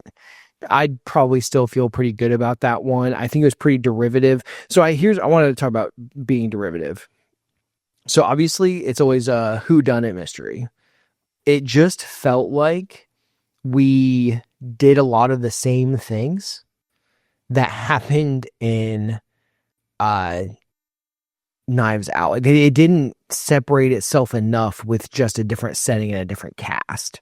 Knives Out felt more special to me, where Glass Onion felt like you signed a contract and had to come up with a movie. Yeah. And I actually will to Ryan's benefit and his brother, because I think they both write and direct these.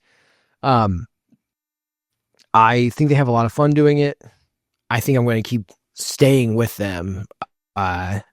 So yeah, I mean, I think that this new one, Wake Up Dead Man, it looks like it's set in, I don't want to say it's going to be Benoit Blanc's new like hometown, but it seems like it's in like Louisiana, some sort of like Creole like setting. Cajun, yeah. And I think it'll be fun. Yeah, like this Cajun setting is like I'm into it.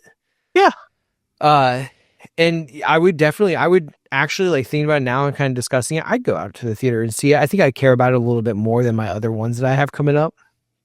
So yeah, that's kind of where I'm at with it. Nothing too crazy. But yeah, I just didn't even know there was another one coming out. Kind of like Glass Onion. Like we didn't really know it was coming out and this one's coming out. I have it written down. The 12th. December 12th. Yeah. Yeah, I mean, I thought I've seen the trailer for this or caught something in the theaters about this. I'm unaware. I knew it was coming out. I knew there was another one. Yeah, same. I think these movies are kind of like a little above mid, I guess, for me. Like they're well done. Yeah. I'm big into the mystery, like fun mystery movies. It's a solid 2 hours. That's what I would say. Actually, I kind of want to recant my former statement on saying that I don't care about these movies as much. I think there's only one movie that we're going to talk about where I don't actually really care about it, and I kind of eye rolled. I think the other, because I only have two more before we talk about that one. Okay. And I do have a genuine interest, so I did misspeak before. Yeah, I mean, this one's perfect on that. Like, I don't really care too much. Like, if I miss this one for like a year, I'm not going to care about it. But I'm gonna if it's end on up watching I would watch it. I would end up watching it. This would be like, I think, a perfect just like hanging around with Jess, and we just put baby girl to sleep. Mm-hmm. So now we're just gonna watch something. Like it's on Netflix. We're just gonna watch it. Like I would like actually want it. Like I'm just not going to go to the theater like I would with something like a Richard Linklater like original, or like the Safdie brothers put out something. I'm not at that point with these movies. Yeah. So next on my list is actually a sequel as well. This one is Black Phone 2. I don't know. Did you see the first Black Phone? I liked the first Black Phone quite a bit. I thought it was really well done. Blumhouse has this like, because it is still being produced by Blumhouse, right? The second one, I believe so. It's directed by the same guy. The first one was is the first one a Blumhouse film? I'm like 90. Okay. There is something we've talked about it before, and it'll probably keep coming up, but I'm big into this was in our Sean Baker deep dive. It came out the most, but whenever you just have the go out and record kind of mentality, like it doesn't matter what you have, whether it's your iPhone, whatever. If you want to make a movie, make a movie, right? And famously, even though I don't think I would want to have a beer with the Duplass brothers are absolutely up there for me in that regard. And I say that because with Black Phone or Blumhouse, maybe it's more of a corporate thing. They always try to keep their like those shoestring budgets. It works though. They keep them real thin, and again, they're just trying to turn a profit.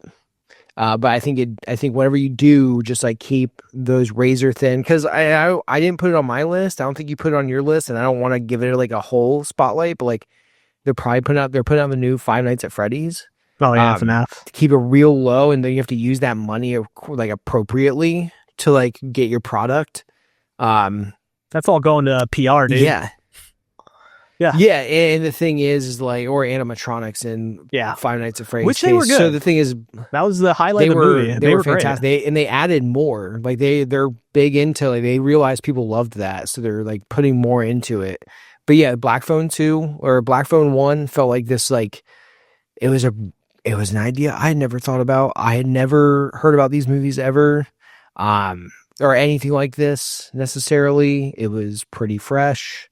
It was a cool like puzzle on how this boy tries to get out. I would say though, on that note, as far as Black Phone 2, I'm not sure where you go from ending Black Phone 1. This feels like it's kind of a cash grab. Well, so this is being directed and written by the same guy, Scott Derrickson. So he's the one, I guess he got his start doing Hellraiser Inferno, a direct-to-video Hellraiser installment. And then he did a couple movies. He did like The Day the Earth Stood Still, which was Keanu Reeves, Jennifer Connelly. He did Sinister with Ethan Hawke, which I think is one of my. It's kind of up there for like horror movies for me. I think it's a really well done horror movie. I always wanted to watch it. I don't think I didn't watch it, but it's pretty good. Had wanted to. Oh, he did The Exorcism of Emily Rose? Yeah. He also did the first Doctor Strange. He just recently came out with The Gorge. Oh, that TV show, yeah. Is it a TV show? I thought it was a movie for Apple. Is it a movie? I'm not going to hate on it. It's a movie. It's an Apple movie. I'm not going to hate on it. He also did Doctor Strange. Yeah. Which I liked the first Doctor Strange. I thought it was a good MCU movie. It was sort of like mid in that world. So, but Black Phone 2, I'm definitely, again, I'm okay if I just catch it at home, but I am fairly excited. I'm an Ethan Hawke fan. The main actor kid is back, Mason Thames or whatever his name is. I think it's Thames. Yeah, so he just did Hiccup, the live action How to Train Your Dragon. Oh, okay. And then all right, he's finding himself some work. We like that, working actor. He did like a teen comedy movie straight to Netflix, which I did watch. It was okay, called Incoming. So, he's getting some work. And then... So it looks like this one. So as Finn, now 17, struggles with life after his captivity, his sister begins receiving calls in her dreams from the Black Phone and seeing disturbing visions of 3 boys being stalked at a winter camp known as Alpine Lake. So not exactly, we're kind of branching out from what it was from the original a little bit. It's getting a little bit more, getting a little creepier, getting a little bit more ethereal, or I guess you could say a little bit more supernatural. Well, yeah, so the first one was actually based off of a short story from a book called 20th Century Ghost. And I believe this next one is also fairly based off of that too, as well as I guess this movie called Abraham Boys. I don't know if I'm pretty sure that's another movie. I'm not familiar with that at all. I thought that movie, yeah, Abraham. That's a movie coming out. I thought it already came out. So this is a movie upcoming. So this is another based off of these short stories that came from this book. Called 20th Century Ghost. So again, I like the movie. I think I probably ended up giving it like a 3 or something like that. It was just fine for me. I think my only thing I didn't like about it was like some of the aesthetics of like some of the graphics that would pop up. I think like if I remember correctly, is like whenever one of them first got like captured or something like that. The way they transitioned, like a lot of the graphics that would come up on screen, I thought looked really cheesy. But that was really the only thing that I didn't really like. Other than that, I thought that both of the little kid actors were really great. Like the little girl was great, and I thought he was great in it. So, and then again, hopefully we get more Ethan Hawke in this one, and I'll be excited. I also think that, I think the best way of describing these is they're sort of like watch at my own leisure. Yes, yeah, right. Like they're not bringing me to the theater necessarily. Coming as someone who tries to watch movies in the theater proactively. I would not watch this movie in the theater before any of the other ones I would talk, like especially like Knives Out, like Glass or fucking Wake Up Dead Man. I like it's not necessarily bringing me to the theater. I'm not like over the moon, but it's like if there was nothing else playing, that I really cared for, I would just go and see it if I had the opportunity. Yeah, and I'll be excited to watch it at home. I'm going to watch it. I'm pretty sure like Tony's going to want to watch it too. I think she liked the first one as well. So it's definitely a good, just like how, cause this one, it's coming out when? It's coming out this year, probably September. Yeah, probably. Let me see. Why can't I find it again? October 7th. Wow. It actually is coming out in October. So that's, we'll probably actually go catch it in the theaters and yeah. All right. What's next on your list? On that note, I'm going to jump off I'm going to kind of alley-oop this into my next one. Which is Conjuring Last Rites. I did not put that on my list because I am actually not that excited for it. But really, so I share like a similar sentiment, but I just for some reason enjoy the Conjuring movies a little too much. I think the first one just left like such a great impression on me back when it came out. This is a James Wan film. I would actually like to watch some more James Wan films. Because I know we watched, what was it? His friggin' murder spree. I'll Saw? think of it. No. The latest one that came out with the girl with her brother Megan. in her head. Wait, brother what? in her head. And she, remember? It's Malignant. Oh, Malignant. Okay, yeah, that one. God, that one's old. He hasn't done anything since Aquaman. He just produces a lot. I was gonna say, I don't know what he's been doing, but and this isn't by him, obviously. We just put that one out there. But I think that I just want these movies to kind of stop, and I feel like this is the last one. I really liked number 1. Number 2, I think, was just as good, except for the whatever it was, the guy that the spirit that the crooked man, yeah. Yeah. They brought in, like, if they would have cut that whole thing out with bringing him into the movie, like the second one would have been on par and maybe even a little bit above Conjuring. Well, they're making that a movie, right? Does not surprise me, because like this, again, we're talking about like these are definitely, studio mass produced movies at this point. Because then like Conjuring 3, The Devil Made Me Do It, I watched it.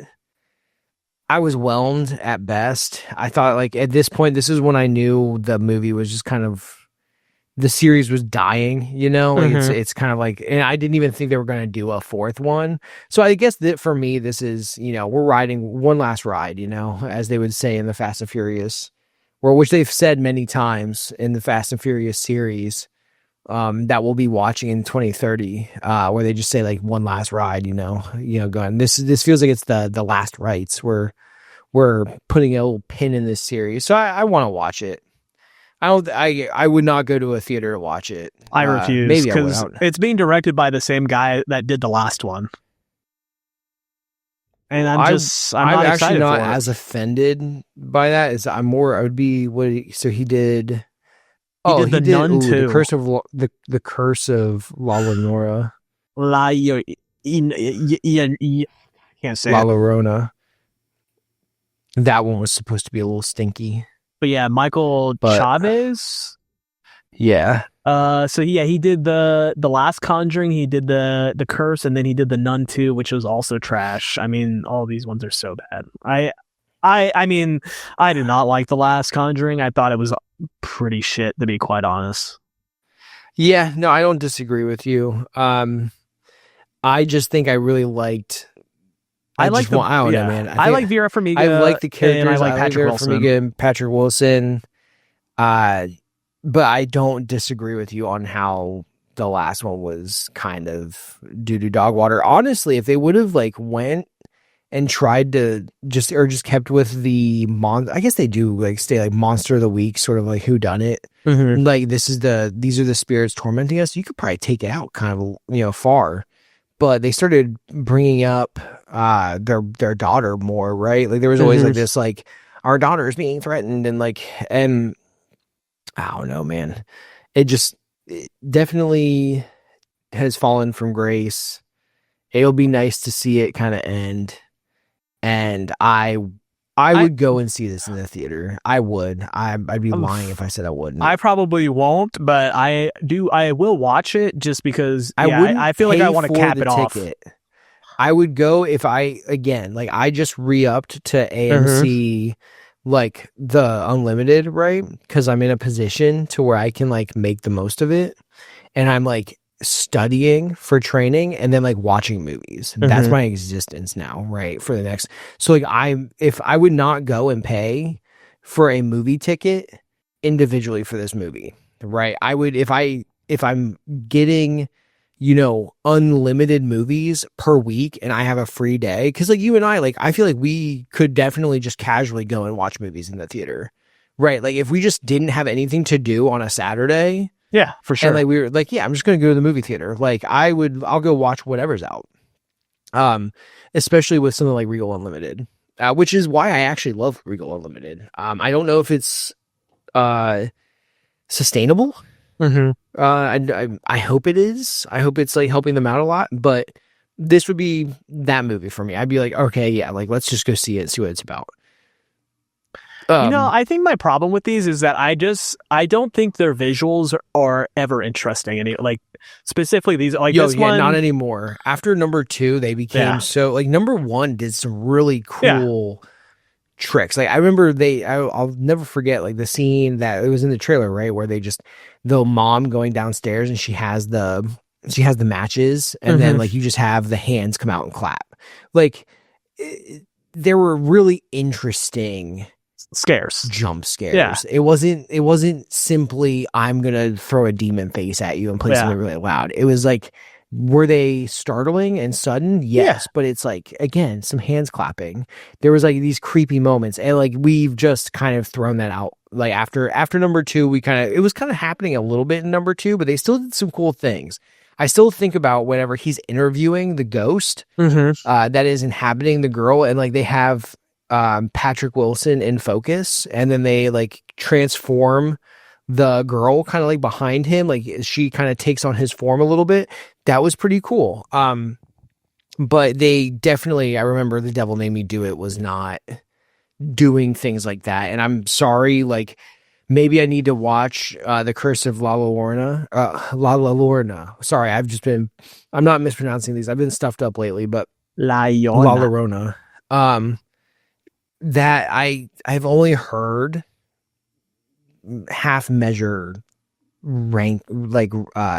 reviews of that movie, and I just don't think, because he did the last one you said too, right? Like, let me bring it up. He did the last this one. He did the Nun 2, and he did the Curse, and he's doing this one, the new one.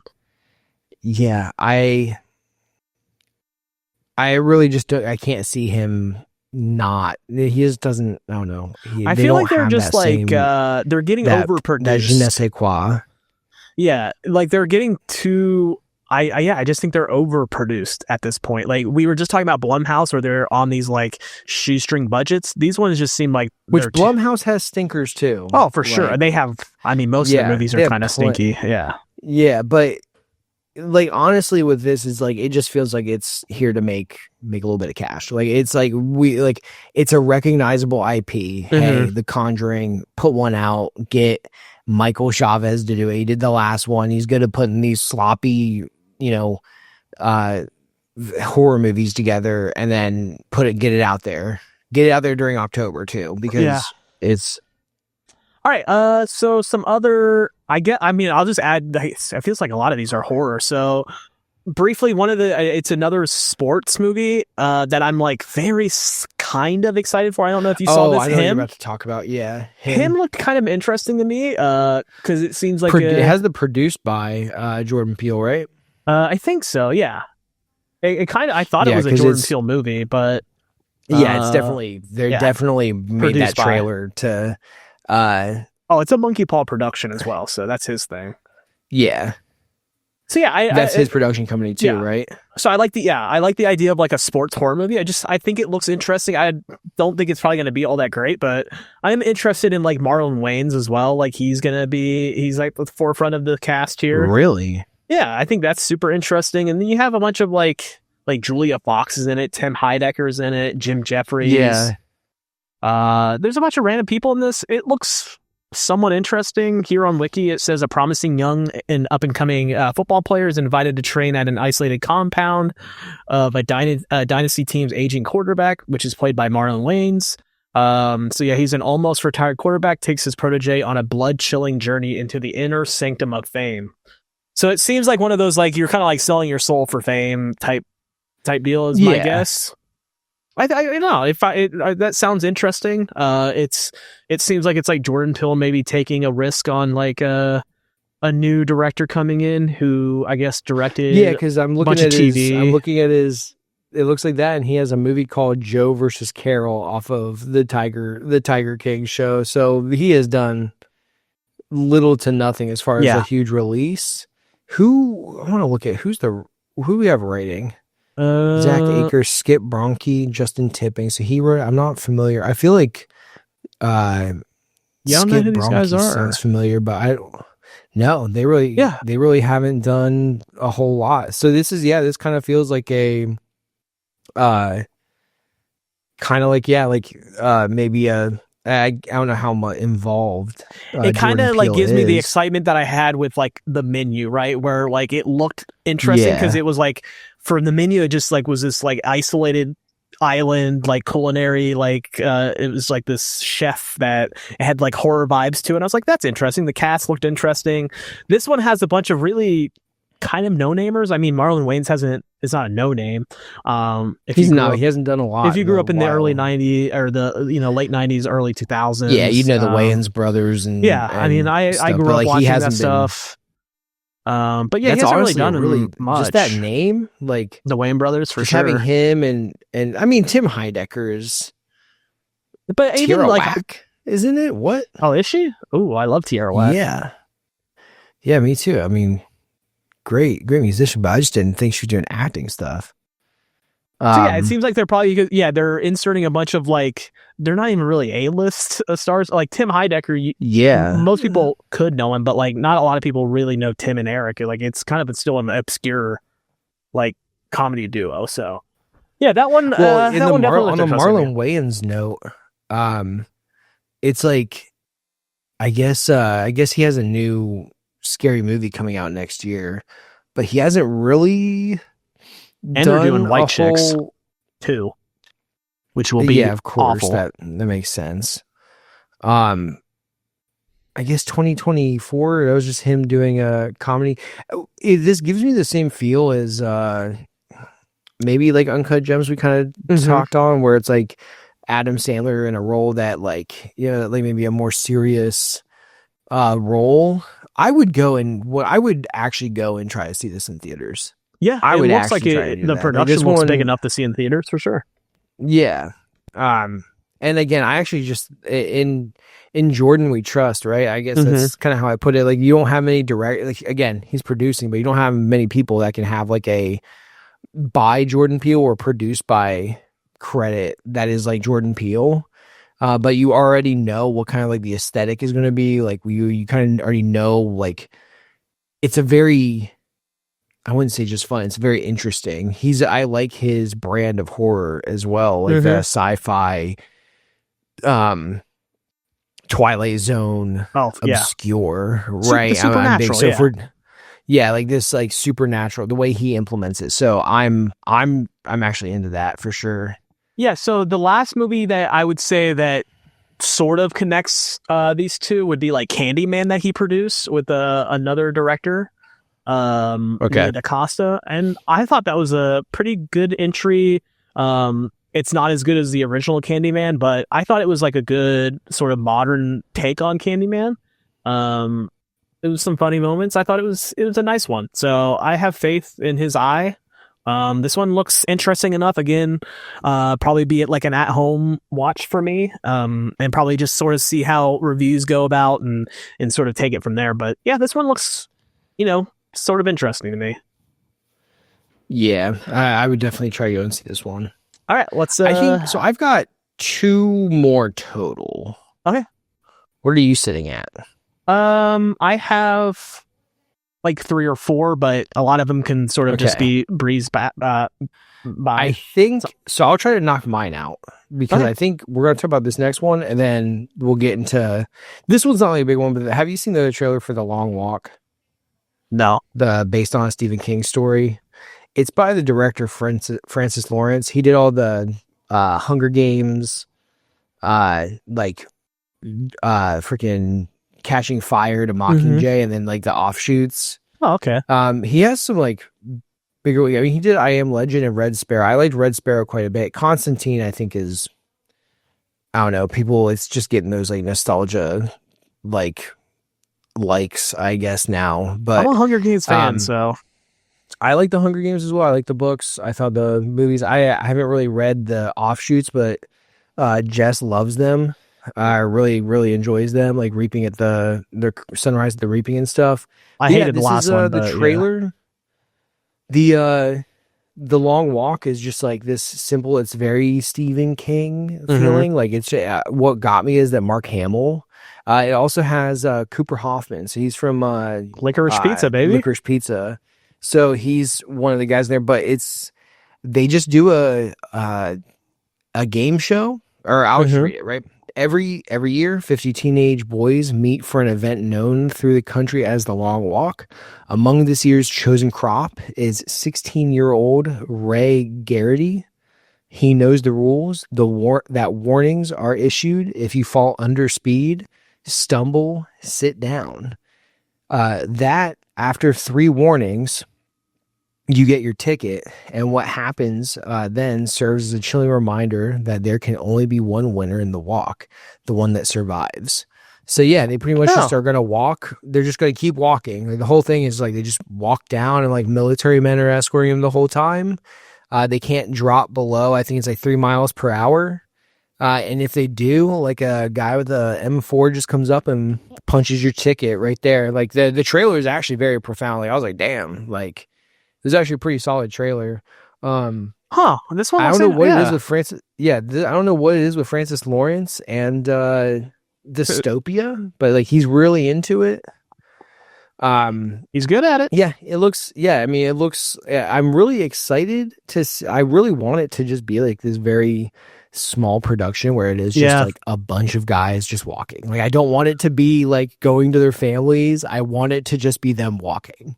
I want to see where like, oh, I need to take a shit. And like, they're like, well, you can't like go below 3 miles per hour. So he's like shitting his pants and like trying to deal with that, like food and just like what the, like how, like you have to like the confines of this game, you know? Yeah.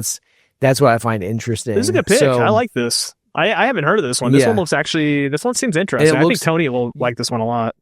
Yeah, and the thing is like, because you said, I think it's Ballads of Songbirds and Snakes is what you were referring to with his the Hunger Games movie, and I agree. Like, that movie was not terrible. That great. It was trash. With snow, it's just like, yeah, it was like overproduced, too many effects, stuff like that. Just like, I don't know. I'm sure the book, Jess really liked the book. She doesn't even read that much, but like she always reads like the newest Hunger Games books. Like, if there's one that comes out, I usually get it for her as a present. And yeah, so like this just doesn't seem like that. It seems like I have hopes for it just being really quaint, really like small. I don't want anything too crazy outside of just the walking. I really just want to watch a bunch of like kids walking and getting executed. Yeah, see, that's actually what I'm afraid of. I don't think that's going to happen because I don't think it is either. I don't think it's going to be overproduced to hell. Well, I don't know, man. I'm holding out. I actually think I want to go and see this in theaters above a couple of the other ones. But we'll see what happens. It comes out, when is it? September 12th. So it's coming out fairly soon. I mean, even the poster looks terrible. The poster does look not good, but I'm interested in it. Yeah. I mean, the idea looks awesome, but the cast doesn't really capture me too much. Other than Mark Hamill. I like that though with the cast. I don't think you need like a big cast. I don't even. Well, but Cooper Hoffman. That could be a warning sign. That could be like a warning sign of like like being overproduced, trying to make it happen. But like, because like the thing is, there's so many things that could happen with this, right? Like some of the boys are going to start fighting to knock like kids over. Like it's going to be like battle royale walking. Right, like eventually, right, like all the things that I want to see, I want them to be in there. I just don't want it to be. I'm just fearing that it goes into like too much like outside of the event. Yeah. There's some things that are obviously going to happen, telling their stories, and they're probably, because it's being broadcast to the world, right? So they're going to have to go to like some news things like that. That's fine, but I'm interested in it. We'll see what happens. The idea is definitely there. I think it looks interesting. I'm kind of interested in the book. Yeah, I mean, I haven't really read much Stephen King. I really kind of want to. It's just he's never been. I just never got into him. My grandma loved him though. My grandma like consumed so much Stephen King. Fans, they're like, if you're a King fan, you're like a forever like King fan. Seems. Yeah, people love him. But honestly, the way he writes, because he just does continuous pages, like just like chat. He just puts like a number and then keeps writing. Yeah, like breaks my brain half the time. Cool. So yeah. I have one more. With the one more, this is probably on your list. It's definitely. I'd be surprised. Is it weapons? No, we already talked about weapons. Oh, I didn't think we didn't go that far into it. We can talk more about it. We can talk more into it. I'm bringing up Tron Ares. Oh, that one's on my list at all now. I mean, we talked about this is the one that I'm. we talked about it via text, and I'm bringing it up here because obviously people are going to talk about it, and I feel like we just be ignoring, because this follows the whole everyone's been complaining and saying that, like, oh, I want like another Tron, like I want, like, because they liked Legacy, which I will say Legacy, like, as a movie, I really liked it, I really enjoyed it. Oh wow. It's not like some breakout, but like I think the effects, like the world that they were building, were super cool.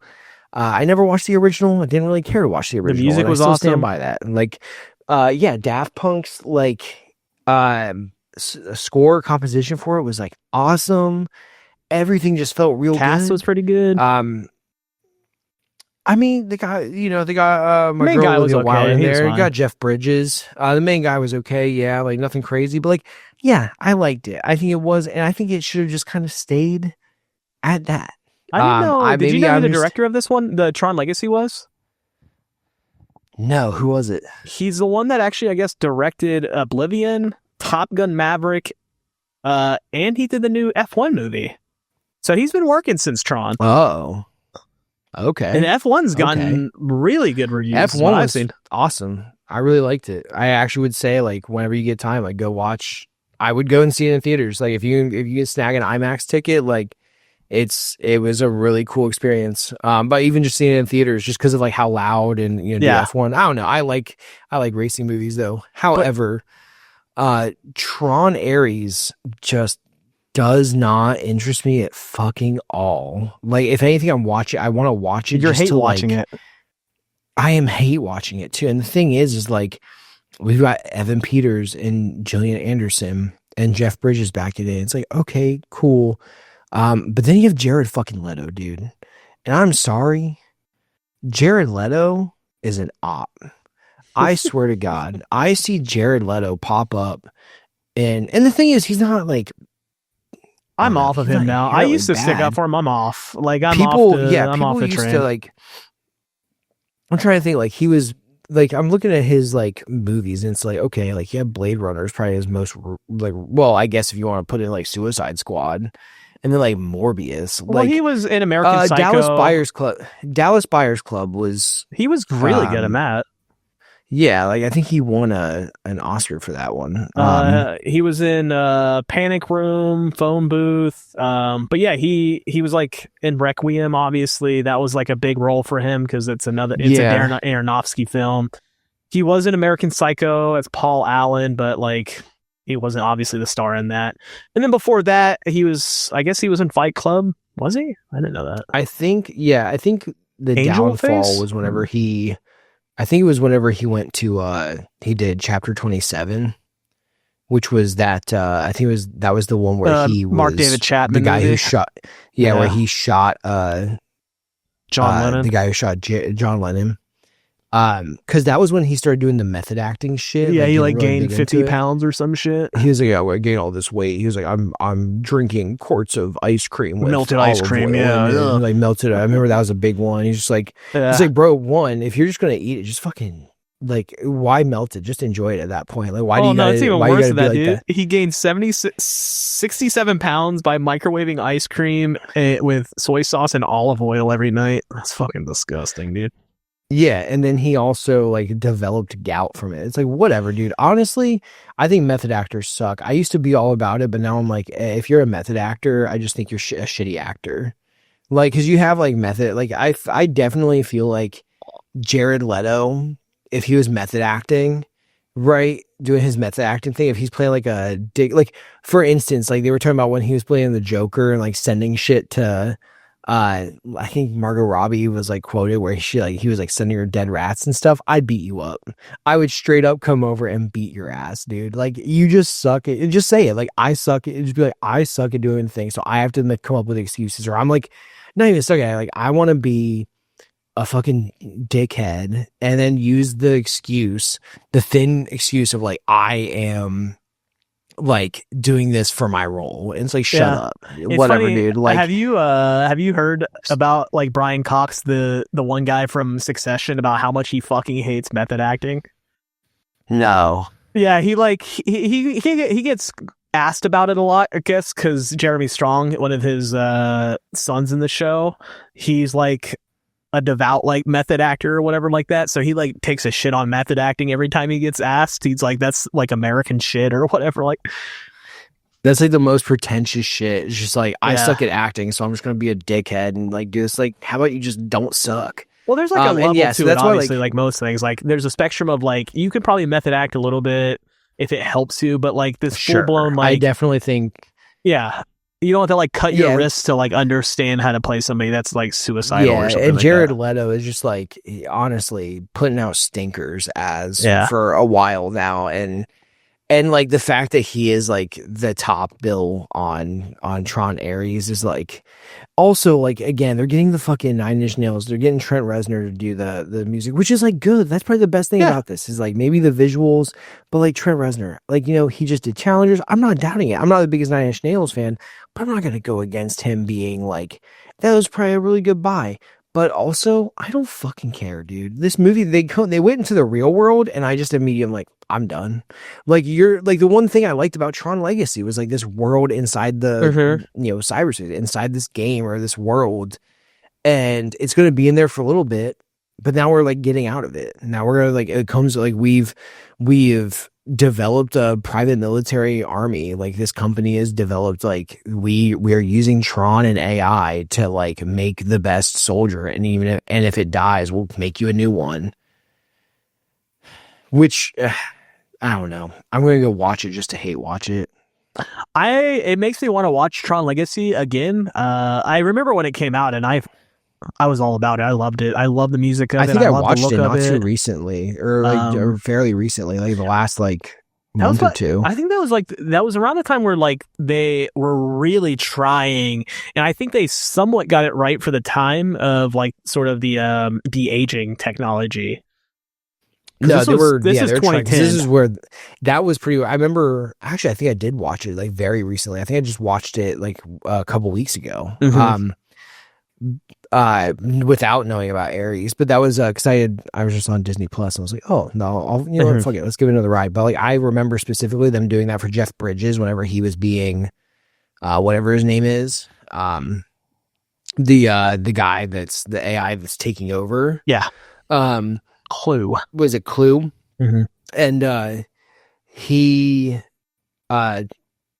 it was kind of off-putting whenever I was watching it. Like now, I was like, ugh. Yeah, it doesn't look terrible. It wasn't really de-aging, right? This came out in 2010. The de-aging stuff, the first big picture that came out that was doing de-aging, I think, was The Irishman, because they did it for Robert De Niro, and there was a big talk about it there. That was like the biggest one.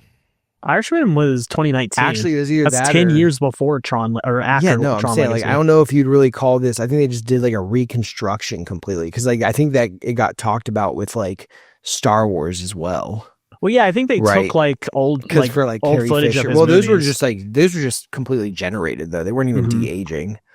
And maybe they did that for Jeff Bridges, but this is right here via digital de-aging and voiceover, while John Reardon portrays Clue physically.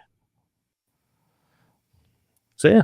Well, all I know is Tron Ares is, I don't know. It's gonna make a lot of money because it's been long enough and people have been bitching about it, and then they just kind of shadow dropped it at Comic-Con. But I'm like, I don't think it smells will. like a stinker, I think it's bro. gonna do shit in the theaters, and I think it's gonna go pretty much to Disney Plus pretty quickly. Straight to Disney Plus. You think? Yeah. I'm not excited for it. Let me look at all. Like I have no faith in it. With the director, I don't know. I've heard of Kon-Tiki. I've heard of that one. He did Pirates of the Caribbean, Dead Man Tell No Tales in 2017, and then Maleficent, Mistress of Evil in 2019. So that kind of sets a little bit of a.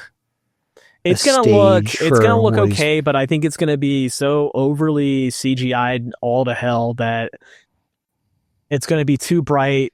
It's gonna be annoying to watch. The music's gonna probably be pretty good. Yeah.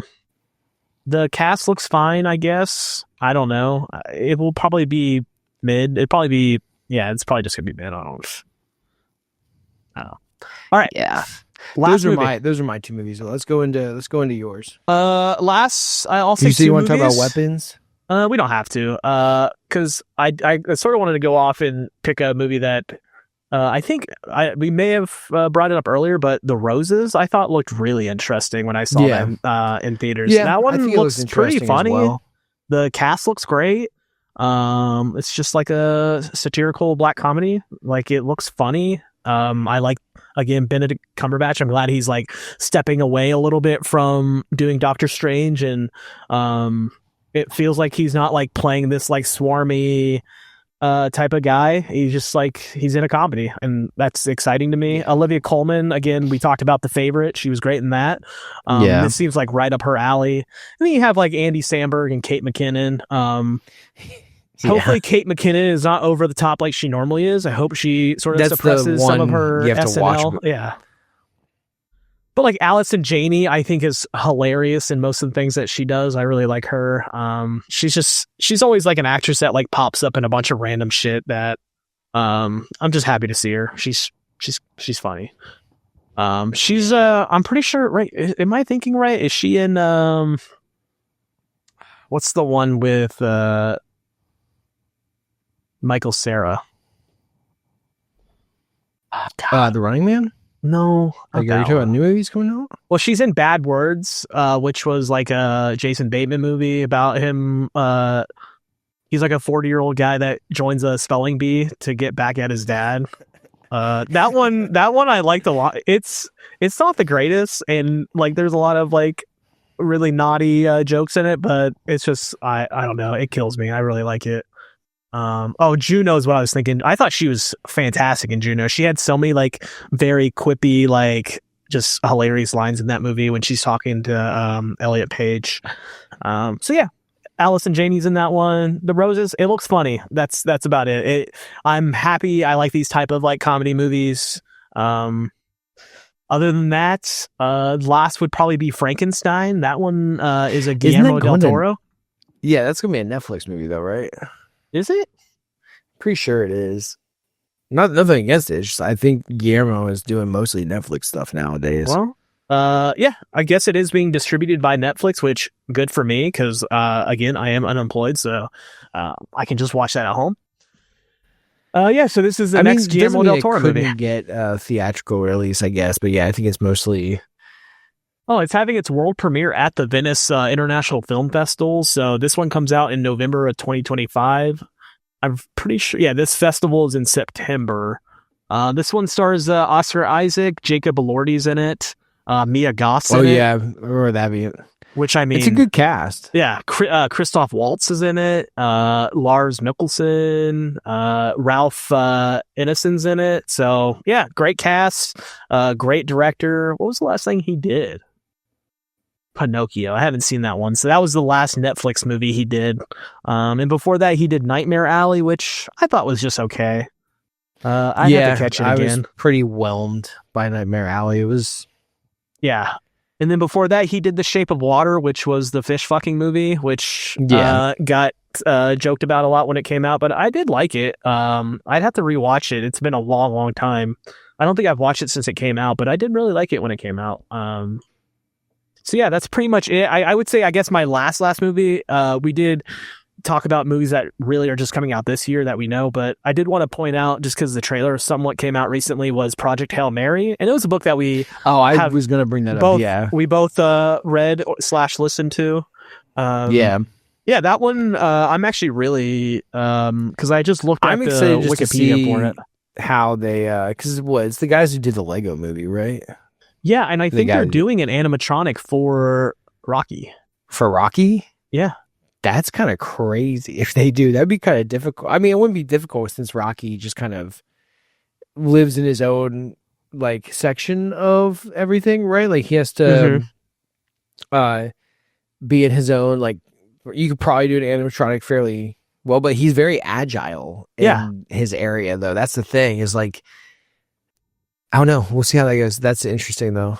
Yeah, I was just more like because we had briefly watched the trailer a little bit and we were talking about it because she started listening to it recently. I also just don't know how I feel about Rocky's ship.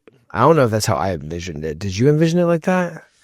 A bunch of shards. Yeah, I'd have to, I guess, look at it again because it has been like over a year since I listened to it. So I'd have to look at the description of it and see if it sort of connects with me. Because like she's been talking about it and things have sort of popped up in my head, some scenes that like I would be excited to watch on screen. But I think I'm more excited for this because like the directors are good. The screenplay writer is good. It's based on a pretty good book. It's starring like a great cast. The cinematographer is great. The music's probably going to be pretty good. It looks good. So I think the cast is there. The production crew is going to be there. It's just whether or not they can get it across the line and whether or not there's going to be a lot of meddling with the the people that have power, because that's probably where it's going to go to hell anyways. Yeah. I don't know. The idea of the story, I think, will look really good on screen, and I'm a Ryan Gosling fan, so... I am a Ryan Gosling fan, too. It's the opposite of being a Jared Leto fan. It's the opposite of Jared Leto. I hear Ryan Gosling, like, I want to watch that movie. Yeah, he has a lot of charisma. I hear Jared Leto's in a movie, and I go, I do not want to watch that movie. I used to be the opposite, man. Well, not the opposite, but I used to be a Leto fan. A lot of people used to be. I feel like I was never like a Leto fan, but I kind of was like I wasn't deterred by it. I had a lot of people around me. I used to stick that up were for big him, Leto fans, and like I would even be like, it's so like like he's probably gonna be pretty good. Like I remember he was like, oh, I'm gonna be in Blade Runner 2049. It's like, oh, that would be kind of cool, and it was pretty inconsequential role personally, but. Yeah, I mean, his aesthetic was cool for the movie, I guess. That's kind of as far as I'd go. He did fine. But, I mean, then you put out... Oh, I don't know, dude. He's only been putting out comic book stinkers. Like, that's like... Those are, like... That's the craziest thing is, like, the Morbius pick and then, like, the Joker shit and just, like, how it was handled. Like, he just came off like a real douchebag. Yeah. Like, whenever he was doing I remember he was, like, doing I don't know if he showed up to like a San Diego Comic-Con or a concert or something, and it was right before his Joker reveal, and he was like taunting it, like doing the voice and stuff, and it just felt like all of this fake publicity, kind of like, do people really want this? Like in the wake of holy crap, The Dark Knight, Joker. Oh yeah, Heath Ledger. Holy crap. Heath Ledger. This is what age is doing to me, dude. I have too many like too much. My brain is just full of like microplastics, and now I just can't remember stuff. You did grow up in the middle Ohio Valley, so I did, yeah. But yeah, so I just felt like it was very stagey. I just feel like he's very much everyone does it for the like it's their job, right? Like you have to put it out there and do publicity, but his always just, he feels like a very manufactured fucking shill at this point. Like you just put a fucking script in front of him and he'll just like, that's Jared Leto. And that's why it's like, honestly, it's like, oh, he's doing, there's a new Tron movie and you got Jared Leto. I'll be so surprised if that movie turns out well. I mean, the last movie that I saw him in that I sort of like got turned off from was The Little Things, that I finally ended up watching, I think last year. It had Denzel Washington and Rami Malek in it. And that's also what kicked me off the Rami Malek train too. Really? I think Rami Malek's a terrible actor, to be quite honest. He might be good in the whatever the TV show is. Robot show? Yeah. That one, like I watched a couple episodes of that show and it looked fine. And he was like, fine. Oh wait, The Little Things. What was that? Which one was that? So it's like set in the 90s about like two detectives just like trying to uncover a mystery, and like they like sort of believe it's him and he just plays like some weird guy. I don't know. It's like based off of like a string of murders, and he's like some loner.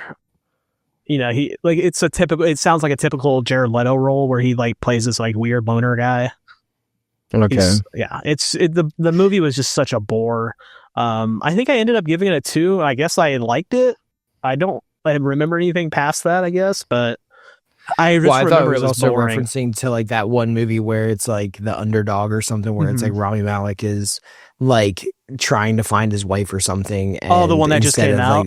And he's just like, yeah, he's like a hacker or something. He's like, I'm gonna like blow up your pressure cooker. Oh yeah, I'm gonna that's blow up your the amateur espresso. That one we caught. Yeah. We caught that preview every time we went to the movies, and I got pissed off more and more every time we had to watch it in theaters because he like similar to like Julia Gardner, what I was talking about earlier. He does not give off that role. He looks too nerdy, too weird looking. Yeah, he just doesn't give off this like I don't know. And the way he like delivers his lines in that trailer. Just like I just couldn't get past. He doesn't seem like a good actor, and surprisingly enough, I didn't really like him in No Time to Die either. I was pretty let down. I did not like him in No Time to Die at all. I thought like especially on the following up. Well, it didn't follow up Skyfall, but it followed up Spectre, which Spectre was okay, but like Sky like. Mm-hmm. I don't know. I think like No Time to Die was good, but he was largely inconsequential in my opinion. Like you could have had any other. There's probably better actors you could have had, but like also I just didn't think the role was. I think he got that role mostly because of Rami Malek, freaking Bohemian Rhapsody hype. Yeah, it wasn't because that was when he was riding high. Yeah, it definitely wasn't as good as Skyfall. I didn't really like Spectre that much. No Time to Die I thought was better than Spectre. Like Daniel Craig, I feel like this is pretty objective, but like Daniel Craig Bond, the best is Skyfall. Literally the rest of them are competing for second. Casino Royale is definitely up there, I think. Still competing for second. I mean, I agree. Skyfall is my favorite. Yeah, the second half of it kind of falls away with Zephyr whenever she whenever she becomes a double agent, like because then like now you go into the rest of the series and he has a wife with a daughter with a different like woman. Like that was kind of like it was kind of weird. I almost want to rewatch all the Daniel Craig Bonds. That actually sounds like a lot of fun right now, but it actually does. I agree. Yeah, I think I might actually do it, especially because I watched Final Reckoning, and now I'm kind of like on just like a spy kind of kick. But yeah, like I think that's where those movies kind of like that's where that movie kind of hits a speed bump for me. I think it would be my number 2 for sure. Yeah, I think it's number 2. I think that I don't like Quantum that much either. Die. I think No Time to Die would be the third. And then Quantum. And then, well, no, I'm just ranking them right now, but it's Casino Royale, Quantum of Solace, Skyfall, Spectre, and then No Time to Die. That's the order that they're in. But as far as ranking, for me, it's Skyfall, Casino Royale. Yes. Probably No Time to Die after that, which that's pretty easy. And then I think they're kind of competing for last place. I don't know, maybe Quantum of Solace, because I think that's where maybe Quantum is Spectre at the bottom. No, I like Spectre being at the second part because I think it's a pretty good setup for No Time to Die. So I'd probably put Quantum at the bottom. I think that's pretty universally understood too. Damn, I am going to watch these movies after this. I bought them digitally like years ago on Xbox, and I'm definitely going to watch those and study. Maybe I'll do the same. But we also, this is a perfect time to transition because we also have another project that we need to get to, which is our next director. We are done with these movies. Yeah. Our next director that we are going to investigate this next episode is Barry Jenkins. So we got to get on that. Well, our release schedule is kind of freaked up right now. So like we usually those are for anyone who are still here right now. It's usually one director episode and then like another episode of usually just what we're watching. This kind of falls in between. I wouldn't mind trying to put up 3. Just as we have to find a good spacing. Because like this, like if we talk about like movies coming out, I don't know. I think this kind of fills just like what we've been watching, but like those are the 2. So like we have like a month now on a bi-weekly schedule of like what we're gonna put out. Well, my plan is to get the episode 17 up, basically reestablishing the schedule is doing it next month, so August. Yeah, so we have next month now recorded. Yes, I guess we're just gonna keep this. You can cut this out in the post if you want, but like We have next one, and then after that, we'll be talking Barry Jenkins. It's just the thing is, I have to like sit down and watch the Barry Jenkins movies. I'm going to be studying and doing stuff while I'm watching James Bond. I've just been watching other stuff, but like I also have watched those enough that I don't really have to pay attention. It's like Lord of the Rings almost for me with James Bond, where I'm just like, yeah, like I already know what's going on. It's background noise. But yeah, so Barry Jenkins is going to be next. That's Moonlight, Beale Street, and then some of his early work like Medicine. The Melancholy, right? Yeah, something Melancholy or whatever. Medicine for Medicine for Melancholy? Yeah, Medicine, yeah. And then he had like Mufasa, which we may catch. I don't know. And then he had Fire Inside that he produced. That I'm actually kind of interested in watching, but mainly the two big ones is going to be Moonlight and Beale Street. With my Mufasa. So yeah, that's what's next. Obviously we'll I think on this note, we just, hey, if you're still watching this, if you're at this point in the show, yeah, I just want to say thank you. This has been a longer show. I mean, how long are we at right now? Just 2 hours and 20 minutes, dude. Yeah. So we've been going hard. I don't know if it'll be 2 hours, but if you're still here, I appreciate you. We both appreciate you. We love doing this. It's just fun. And you know what, on that, which movies that we just talked about that are coming out are you interested in? That's what I want to know. Like, are you super excited about Tron Ares? You shouldn't be. But like, if are you, like, that's cool. Like, I love that for you. But like, there's other movies that we just listed. Begonia. Way more interesting. Begonia is way more interesting. But also, to each their own. There are also some movies that we missed. What are they? Like I brought up The Running Man with Glenn Powell, and that's going to be an Edgar Wright movie. That actually looks pretty cool. I don't want to go too far into it because we're Caught Stealing. At this 2 hours. Caught Stealing looks good too. That's the new Aronofsky one, right? Mm-hmm. So we didn't get every movie. So if you could just let us know down below what you were looking forward to, I appreciate that. We'd both appreciate that. And again, if you want to keep watching, or if you want to watch along with our like director deep dive, is kind of what I call it, our little challenge. We just listed it. It's going to be, oh my God, I almost said it was, Patty Jenkins. Patty Jenkins. That was for the last episode, though. We were talking about Barry Jenkins. And again, yeah, it's If Beale Street Could Talk, Moonlight, and A Medicine for Melancholy. So yeah, again, thank you very much for being here. I'm just rambling at this point, so we're just going to call it. Thank you very much. Have a great rest of your week. Bye, guys. Bye.